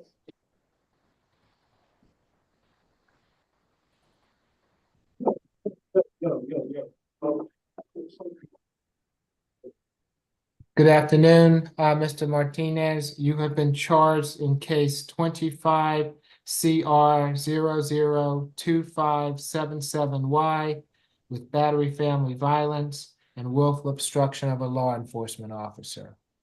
Buenas tardes, señor Martínez. Usted ha sido acusado en el caso 25 CR 002-577Y con golpes y lesiones, violencia familiar y por obstrucción a la autoridad de manera voluntaria. My understanding that this is Mr. Santiago Martinez's first arrest. Entiendo que este es el primer arresto que tiene el señor Santiago Martínez. Ms. Allen? Señora Allen. Thank you, Your Honor. The police were called in Roswell on the 12th of May at about 1 p.m. La policía fue llamada en Roswell al 12 de mayo, más o menos a la 1 de la tarde.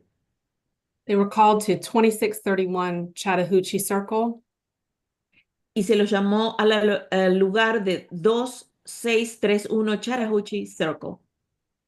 On scene, police met with the victim, Charlie Negrete, Negrete, the stepson of this defendant. En el lugar de los hechos, la policía se reunió con el señor Charlie Negrete, quien es el hijastro de este acusado. Police also met with the wife of this defendant, Yolanda Martinez, and also she's the mother of the victim. También se reunieron con su esposa de este acusado, Yolanda Martínez, que también es la madre de la víctima.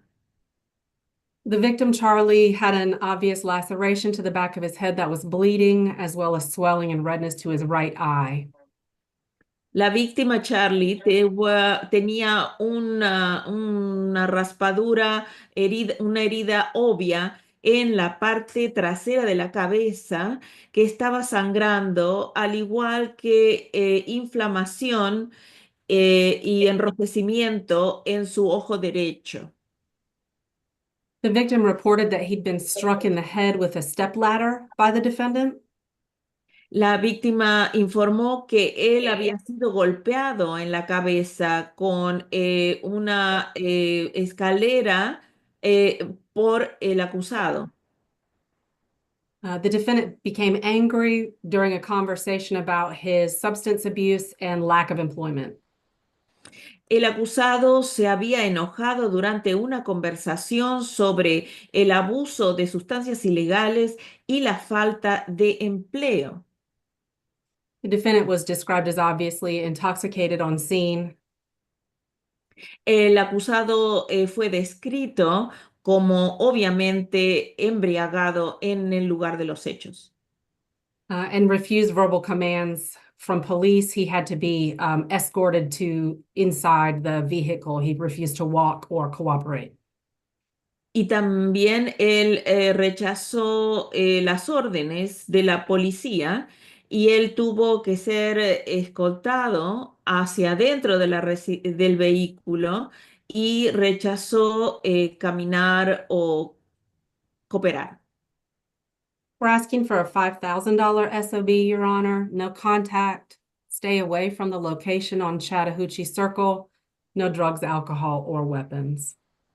Estamos solicitando una fianza bajo firma de $5,000, su señoría, no tener ningún contacto y mantenerse distanciado perimetralmente del lugar en Chattahoochee Circle. No queda prohibido el uso de drogas, alcohol y armas mientras esté bajo esta fianza. We did speak with the stepson, Charlie, today. I believe he's joined us on Zoom. He corroborated and explained what happened in the warrants. He said there's been no prior violence, but they are requesting no contact and a stay away. Hablamos con el hijastro Charlie hoy y creo que él nos se ha reunido en la plataforma de Zoom con nosotros y él corroboró y explicó lo que pasó en la orden de arresto y dijo que no han habido incidentes violentos en el pasado, pero están solicitando no tener más contacto alguno y que el acusado se mantenga distanciado de ellos.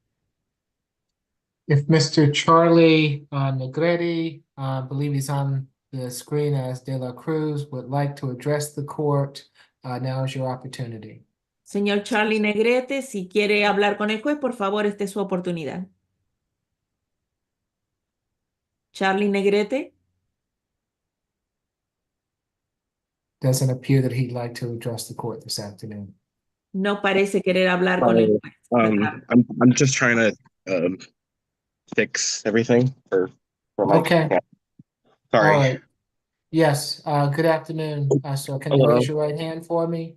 Yes. Sorry. Okay, you're fine. You're fine. Do you swear or affirm the testimony you're about to give before this court will be the truth, the whole truth, and nothing but the truth? I swear. Okay, you can place your hand down, sir. What would you like? What would you like to tell the court? And be mindful that it's being interpreted for Mr. Martinez. Okay. I understand. Sorry, I'm currently a little bit sick. So I do want to state I don't think he's in a good state of mind. And by that I mean I think he has mental issues. I obviously am not qualified for that. but this isn't the first time that cops have been called on him before. I mean, previously on I don't know the case number, but there was once a time where he was at a liquor store and he missed a backpack, and um I Okay, give believe me they just a moment, please. Yo quiero declarar y no creo, en realidad, no creo que él esté en un buen estado de salud mental y lo que quiero decir es que él tiene problemas mentales y obviamente yo no estoy entrenado para determinar eso, pero no es la primera vez que se ha llamado a los policías aquí antes. Que quiero decir es que anteriormente, no sé el número de casos, pero hubo una vez cuando él estaba en una licorería y él perdió una mochila. Sí, por So favor. because of what happened in the past and on this occasion, it's my understanding that you don't want him to come Yes. back to your residence or have any contact. Is that right? Yes. Entonces, debido a que esto pasó en el pasado y en una ocasión, estoy entendiendo que usted no quiere que regrese a la residencia, ¿cierto? Yes. Uh, Sí. Okay. I Go ahead. Anything else you'd like to tell me? ¿Algo yes, más? if possible, if he needs to collect his items, he's gladly to come. Uh, it's okay for that to happen as long as there's a police officer present. Si es posible y si él necesita recoger sus pertenencias personales, con mucho gusto puede hacerlo y está bien, pero que ocurra en presencia de un oficial de policía. Okay. Anything else, sir? ¿Algo más, señor? Besides that, I'm speaking this for my mother, I guess. If he does need to contact his family, I don't know if that will be allowed, but because as she's the only one that's able to communicate with his family, if he needs to get in contact with her, and if that is allowed, he is also welcome to contact her, just not be near me or in contact with me, from my understanding. Además, quisiera yo hablar por mi madre, creo. Si él necesita contactar a su familia, él puede hacerlo, podrá hacerlo, pero debido a que ella es la única que puede comunicarse, o sea, que él puede comunicarse con su familia. Si él necesita contactarse con ella, eso está bien. Él puede contactarla a ella, pero él no puede estar cerca mío o en contacto conmigo. Eso es lo que yo entiendo. Thank you for being here this afternoon, sir. We appreciate it. Thank you Gracias very much. por estar aquí. Have a good day. Question. I do have a question. Yes, Mr. McLean. Sir, is this a mortgage or a rental situation, a lease or a mortgage? Señores, ¿ustedes están alquilando o tienen una hipoteca? We are currently renting here.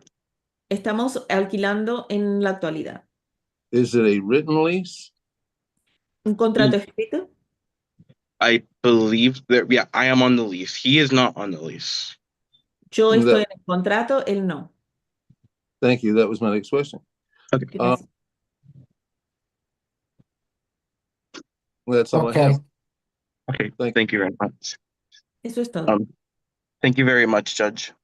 You're Have a welcome, good sir. Thank you. Mr. McLean? Your Honor, Señor we have objection to the signature bond, and I, in conversation with Mr. Santiago, explained that it's very important to listen precisely to the court's conditions. Señor, para agregar, solicitamos una fianza bajo firma y en una conversación con el señor Santiago expliqué y es muy importante escuchar precisamente le dije que debía escuchar con cuidado las condiciones que usted imponga. I do have a concern about my client's head injury from last August when he was robbed and hit in the head. Yo tengo una preocupación acerca de la lesión en la cabeza que recibió mi cliente el pasado agosto cuando le robaron y le golpearon la cabeza. He is hoping to be able to work and have an income, but that is a problem, Your Honor. Él está deseoso de poder trabajar, pero porque no tiene un ingreso, pero ese es un problema, su señoría. So the signature bond is really necessary, and we appreciate that. Entonces, la fianza bajo firma es realmente necesaria y le agradezco eso. Nothing further. Nada más. For the battery will be a $4,000 signature bond through pretrial level 1.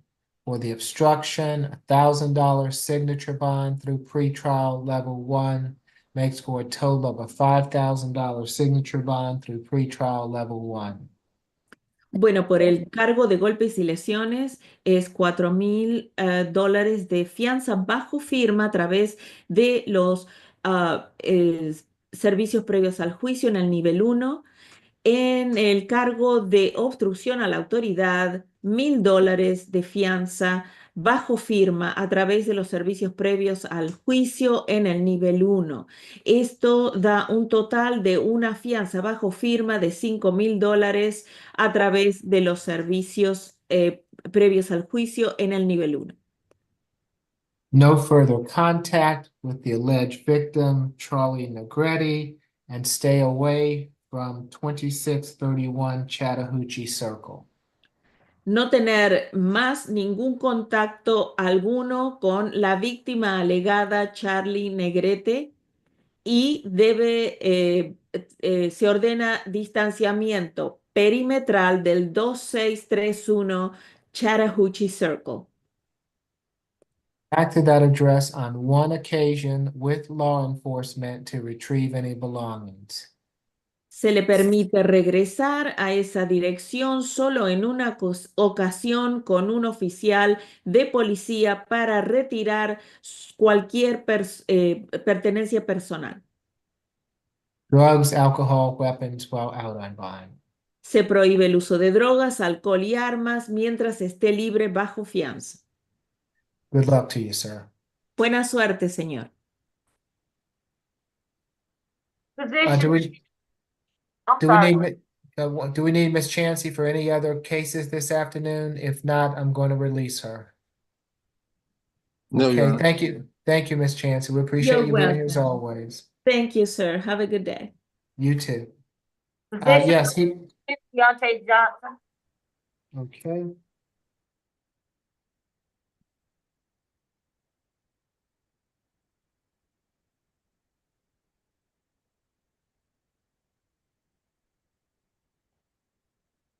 Good afternoon, Mr. Johnson. You have been charged in case 25 CR 002566G with battery family violence. Is there a history, Mr. Howard? 24. On probation, possession of meth, firearm, possession of a firearm by a convicted felon.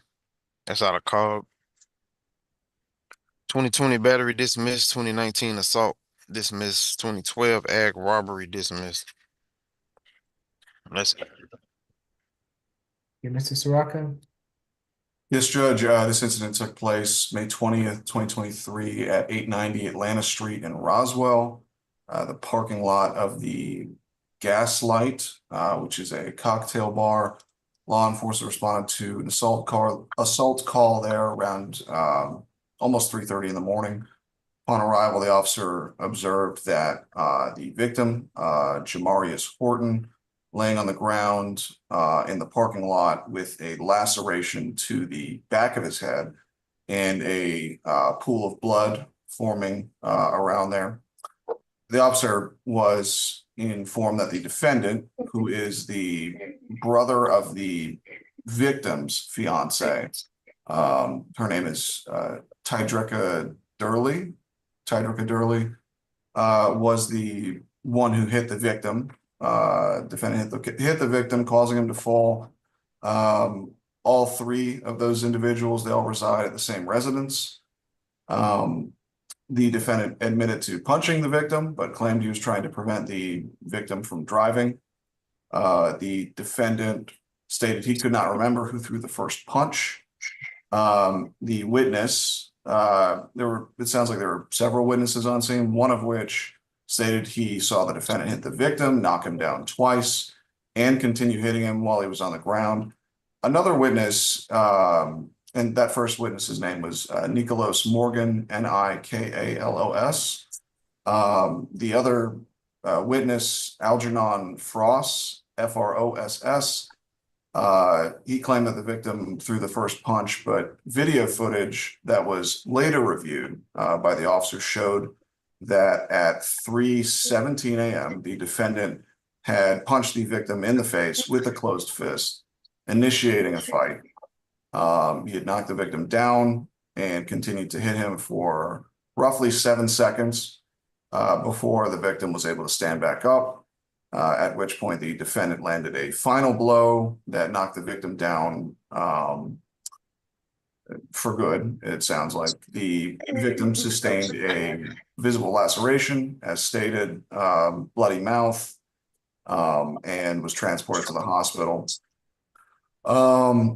Yeah, I do, to affirm some what pretrial said. I want to make sure I catch it all. The assault, there was an assault causing bodily injury to family member arrest from 2019 that was dismissed. Texas, two others from Texas being the felony assault on a public servant.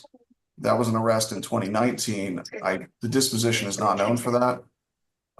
And the aforementioned aggravated robbery that was dismissed in 2012, though he was convicted of an associated theft charge in that case.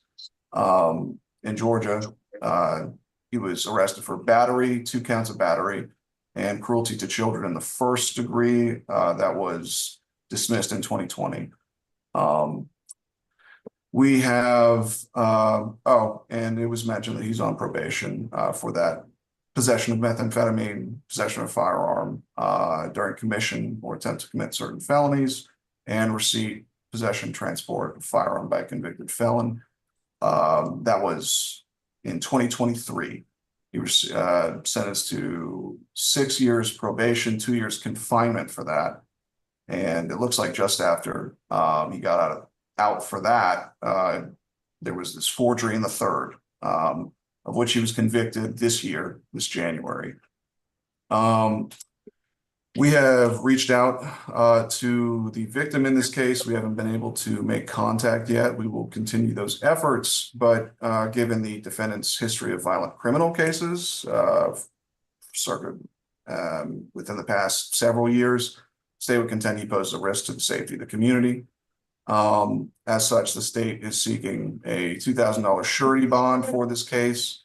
No further contact with Jamarius Horton.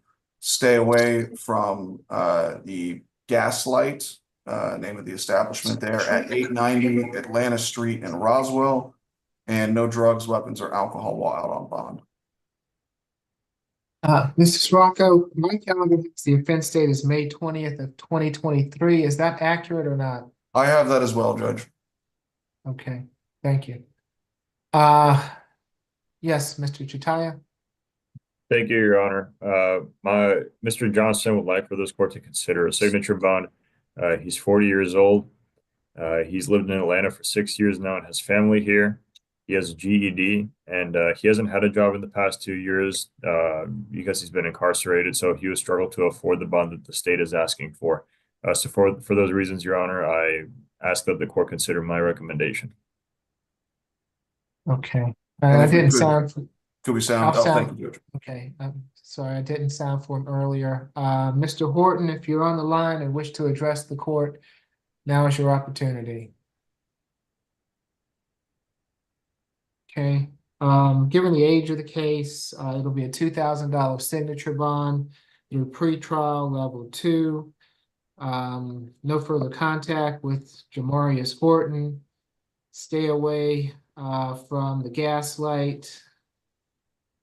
And no drugs, alcohol, weapons while out on bond. Good luck to you, Mr. Johnson. You're welcome, sir. Position number 12, Knight.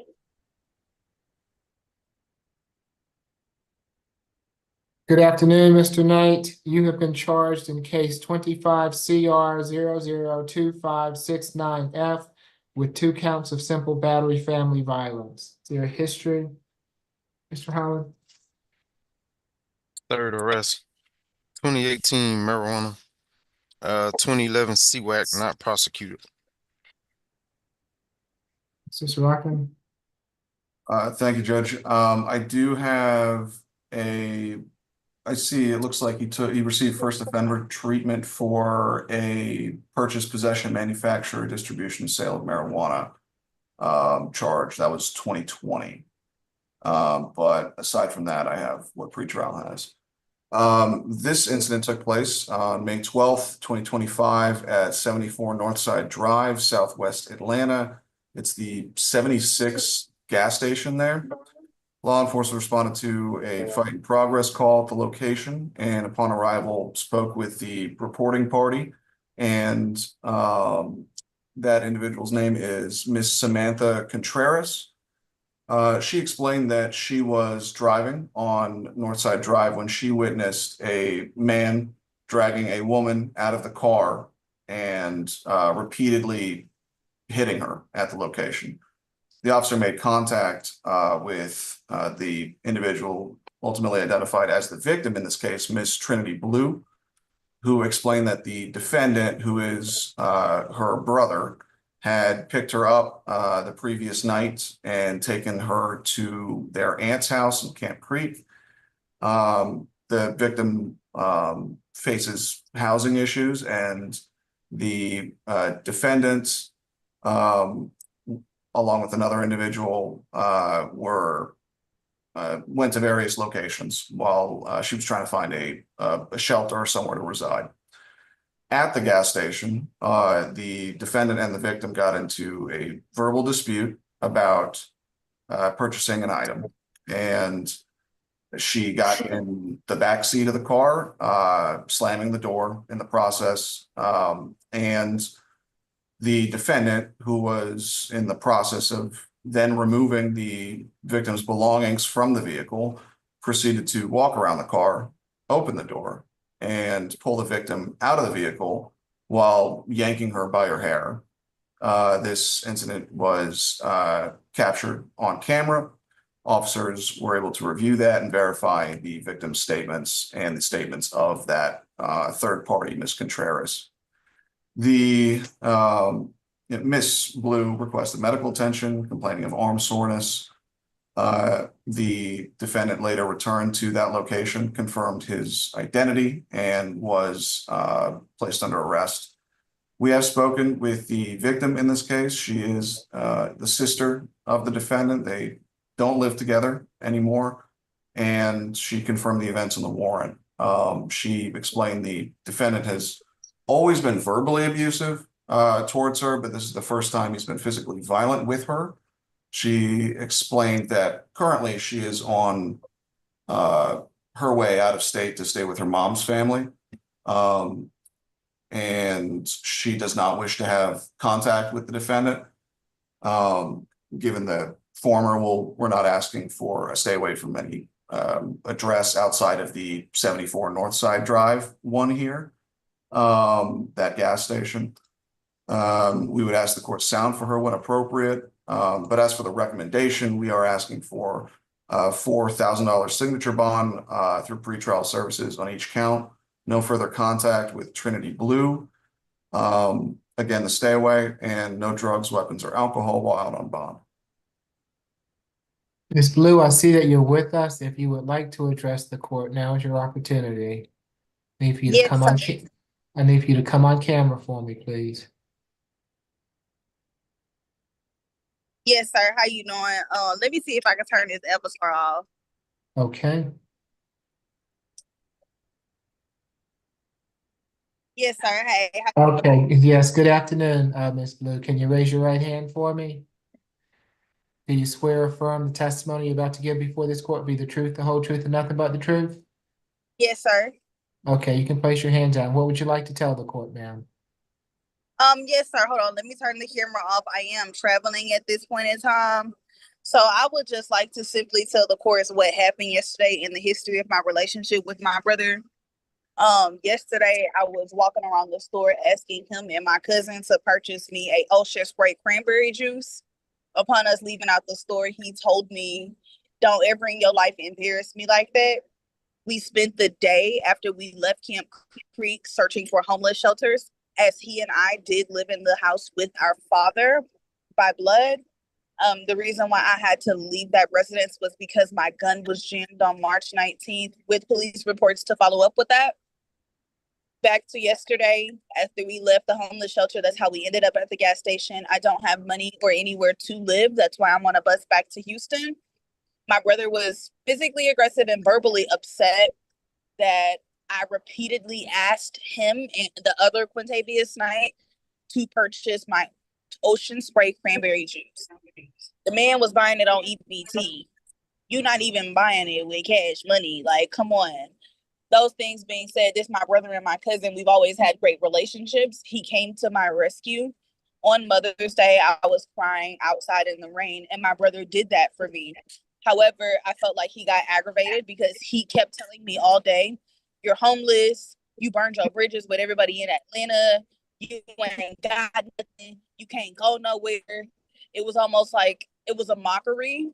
Verbally, I had no response to that. It all came to a head whenever my cousin, who purchased the drinks on EBT, my brother was filling up the gas tank. He said, "You know what? Get the fuck out of my car." He started to remove things from the left side of the vehicle. I had no response, and you can follow up via camera. On the right side of the vehicle, I got into the car and I left the door open at first. My cousin then again began to mock me like they had been doing all day. My cousin said, "Yeah, well, I don't understand. If you can buy a Mike's alcohol, then you should be able to purchase your own Ocean Spray cranberry juice." And excuse my language, Judge, but I said, "Fuck, nigga. You lost your job 2 weeks ago. The Nature's Own Bakery got closed." I said, "You lost your job 2 weeks ago. I drove all the way from Locust Grove 2 times in 1 week to support you." Can you just tell me what he did? Okay? Yeah, Just so tell I me what he slammed the did. door after that conversation, and then he came around and he physically pulled me out of the car. He pulled me by my hair. He was striking me in my face with his fist. I kept telling him to stop. My right arm was out of the car. He was pulling my right arm. I was kind of resisting him. So that resulted in a soreness of my muscle. I was prescribed ibuprofen 800 for that. And I had a headache after the event. Once that commenced at the gas station where he was parked, he proceeded to throw all of my belongings out. Once he had me out of the car, he cursed me out and then he ran off. Got in his car with the other Quintavious Knight. They sped off. I called my auntie Neat. I explained to her what happened. She said, "Sweetheart, I cannot help you." I have not had any contact with my family since then. There was a lady, I guess that's the Quinteros. I know her as Sammy. Her and her 13-year-old were driving and they witnessed all of this happening. After they left, she came Okay, up to ask. thank you, Ms. Blue. You've told me what had happened. You don't have to tell me all the rest of it. I appreciate you being here this afternoon. Thank you, ma'am. Yes, sir. Okay, yes, Mr. Chitaya. No objection to the state's recommendation, Your Honor. Okay. For each charge will be a $1,500 signature bond through pretrial level 1. Makes for a total of a $3,000 signature bond through pretrial level 1. 1 day anger awareness. No further contact with Ms. Blue. Stay away from the 76 gas station on Northside Drive. No drugs, alcohol, weapons while out on bond. Good luck to you both. But yes, sir. Can I ask a question about retrieving my belongings from my dad's house?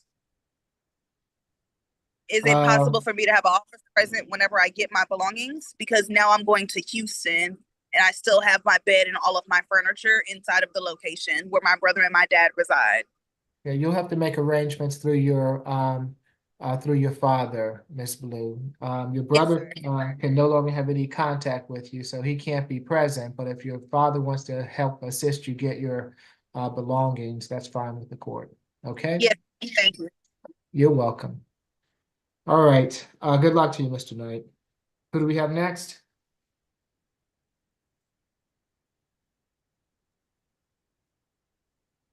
Number 14, Moulton. Okay.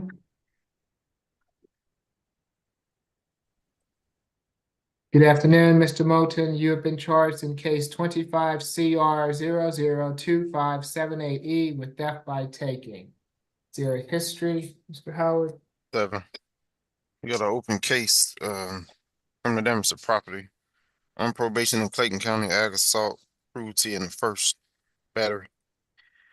And also 6 counts of ag battery. 2014 giving false name Nolo. That's Mr. Rocco? Thank you, Judge. This incident took place on April 29th, 2024 at 620 Peachtree Street, Northeast Atlanta. It's a residential building there. Law enforcement responded to a larceny call at the location.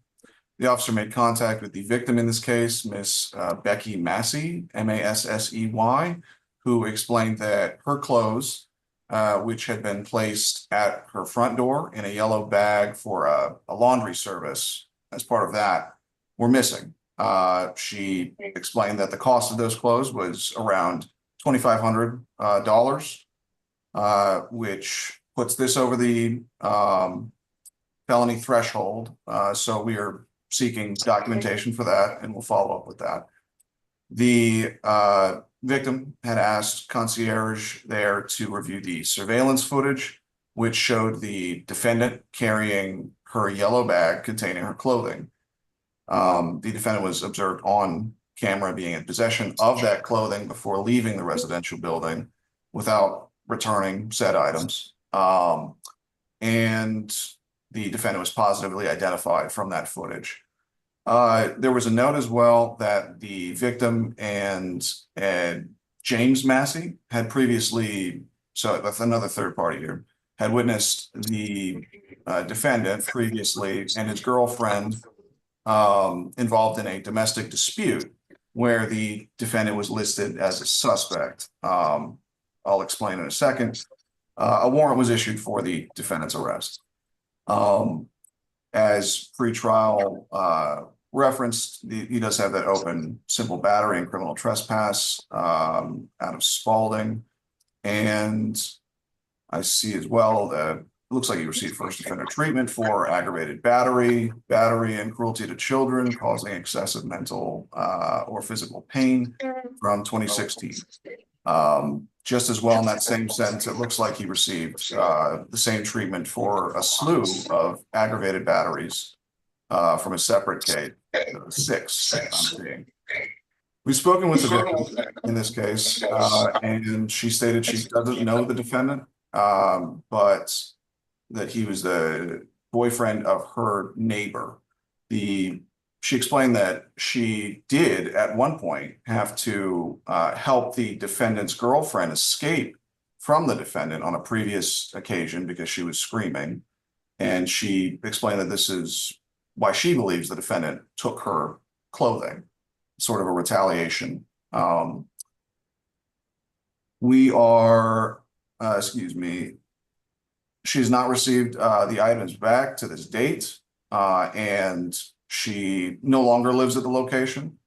So we are not asking for a stay away for that reason. I don't believe she's on with us. We would ask if the court would sound for her when appropriate, but given the circumstances of what surrounding this offense and the defendant's history here, the state's asking for a $1,000 surety, no further contact with Becky Massey. Again, that's Massey, and no drugs, weapons, or alcohol while out on bond. Ms. Massey's on the line and wishes to address the court. Now is your opportunity. Doesn't appear so. Mr. McLean? Your Honor, Mr. Moten is a high school graduate. He works at his sister's husband's restaurant, front and back of the house, as the expression goes. In other words, he's doing everything in the restaurant with them. We'd ask the court to consider, under these circumstances, a signature bond. Thank you. All right, it'll be a $500 good bond, no further contact with Ms. Massey, no drugs, alcohol, weapons while out on bond. Good luck to you, Mr. Moulton.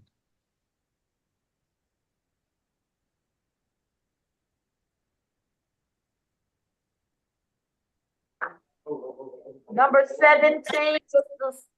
Salmon.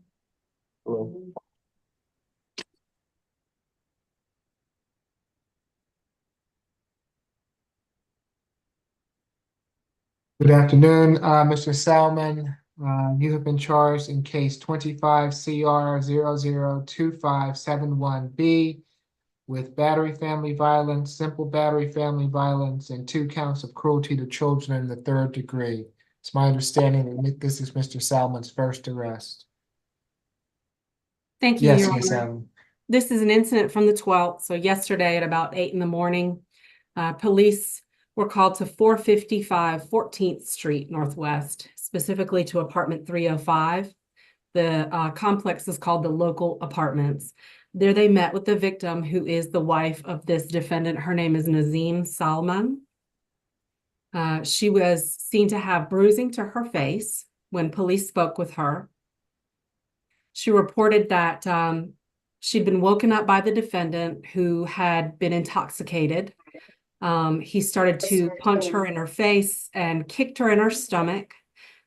This assault awoke their 2 children, a 14-year-old and a 10-year-old, with the initials MQ and EQ. These children exited their bedroom and observed the assault on their mother. She reported that they'd been married for 15 years. After the defendant assaulted her, she tried to flee away from him physically in the location, and that's when he started to throw items in the home, damaging dishware and glass. That was all seen by police when they arrived, corroborating that there'd been an incident in the home, and the defendant was described as intoxicated. We did speak to the victim today. She reports, and she's here on the Zoom, that this is what happened. She confirmed the information that we had. She reports that there have been prior violent incidences, and she has not called police until now. She reports being very fearful of the defendant and requesting he stay away. We're asking for a $5,000 SOB, Your Honor, no contact with the victim. Again, her name is Nazmeen, and that's Nazmeen, same last name, Salman. No contact with the children and stay away from that location, apartment 305 at 455 14th Street. No drugs, alcohol, or weapons. And if you would sound for Miss Salman, excuse me. And yes, Ms. Salmon, I see you there. If you would like to address the court, now is your opportunity. I need for you to unmute yourself if you choose to address the court, ma'am. You're on mute, so I can't hear you. Okay. Can you hear me, sir? Yes, ma'am, I can hear you now. Can you raise your right hand for me, please? Yes, sir. Sir, my name is Nazmeen, and my Okay, issue. listen to my question. Can you raise your right, will you raise your right hand for me? Yes, Okay, do you swear or affirm the testimony you're about to give before this court will be the truth, the whole truth, and nothing but the truth? yes. Okay, you can place your hand down. What would you like to tell the court? Sir, I would like to tell that this man is very abusive, very toxic, and what he did last night, Sunday, is very favorable for me. Excuse my English language because I am Asian and my English is not that good. But I just want to get away from him, and I'm very fearless. My life is in threat. My children's life is in threat because whenever he drink, he becomes very abusive, violent. Whatever he comes in his hand, he just threw on me. I got a cut at that time, and he just threw a chair on me, a glass on me, and I got very scared. And after that, I called police, and I was like, "Please arrest him. I just want to get away from him." And I am here with H4 visa. I am dependent of H1B visa, which is Salman's. And I am financially not strong because I can't work here in USA because of H4 visa. So I need financial support, but I don't want him back. Being here this afternoon, ma'am. Mr. McLean? No objection, Your Honor. Thank you. And for the battery, it will be a $2,000 signature bond through pretrial level 1. With a simple battery, $1,000 signature bond through pretrial level 1. For each of the cruelties, a $500 signature bond through pretrial level 1. Makes for a total of a $4,000 signature bond through pretrial level 1. 1 day of anger awareness. I want he can have no drugs, alcohol, weapons while out on bond. And to ensure that he has no alcohol, I'm going to order that he has random screens for alcohol and drugs. He is to have no further contact with Ms. Salmon. He is to stay away from the local apartments on 14th Street. He can go back to that apartment on one occasion with law enforcement to retrieve any belongings.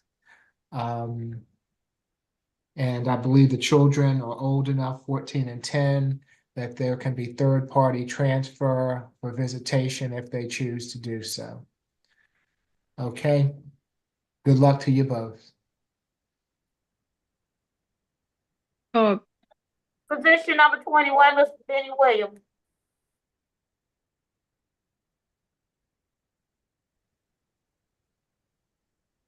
Good afternoon, Mr. Williams. You have been charged in case 25 CR 002584E with loitering and prowling and criminal trespass. Is there a history, Mr. Howard? 18. 2014 disorderly conduct, 2012 FTO. 2012 robbery, simple battery obstruction, 2011 obstruction conviction. That's Georgia history. Alabama 2017 disorderly conduct, 16 trespass. 2015 trespass in these homes. Okay. Ms. Allen? Thank you, Your Honor. This is an incident from yesterday, May the 12th.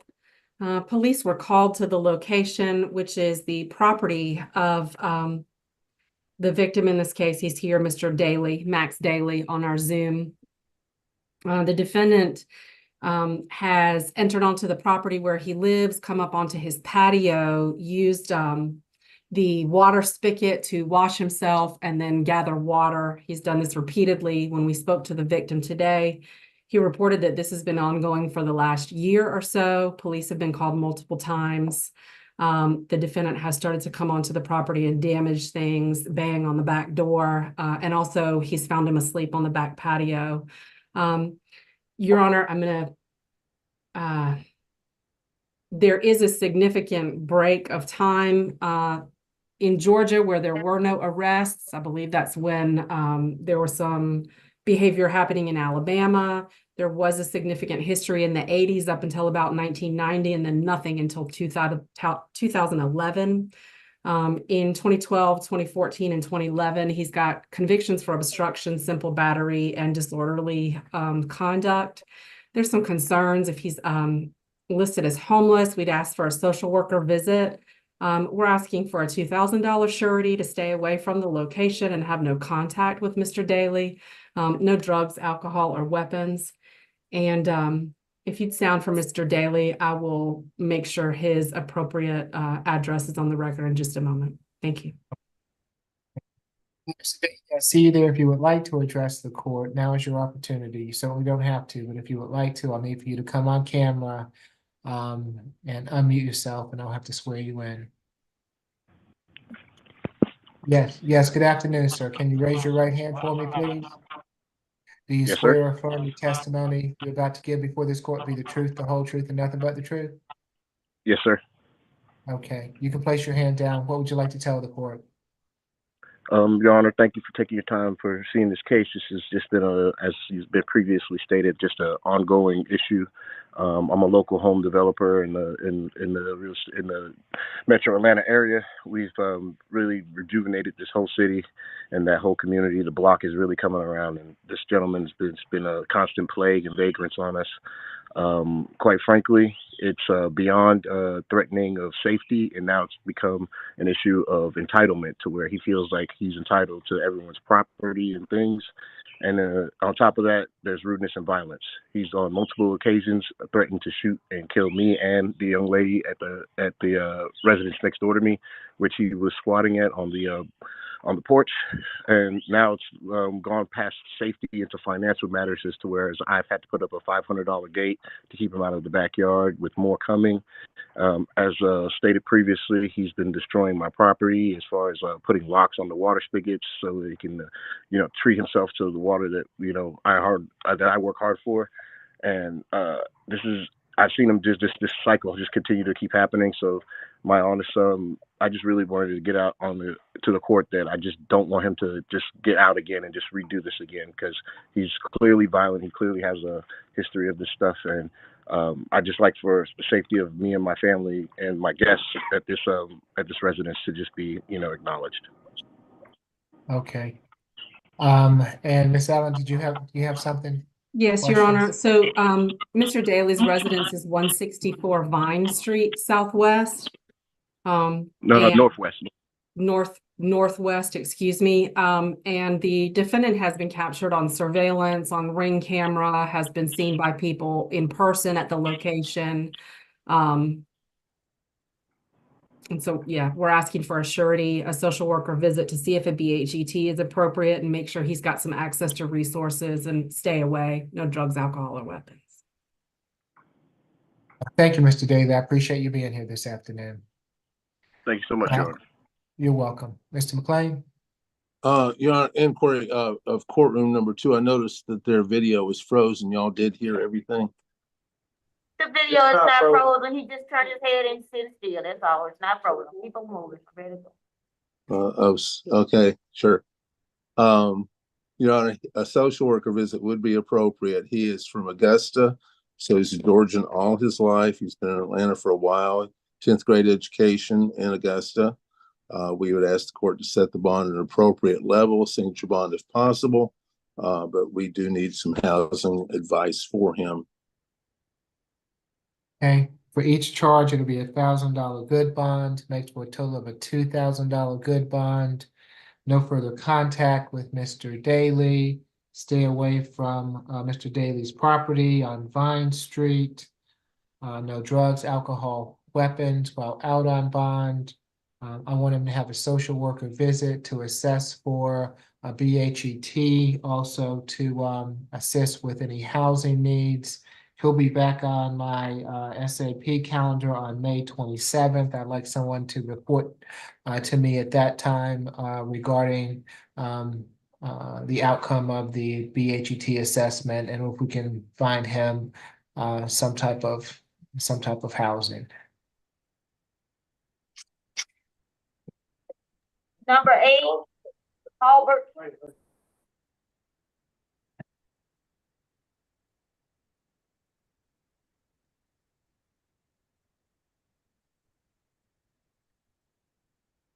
This is the one that you wanted to go off video, off the YouTube for, Mr. McLean, is that right? Correct. Okay, so if we can go off the YouTube, please. Okay, Jen. Thank you, Ms.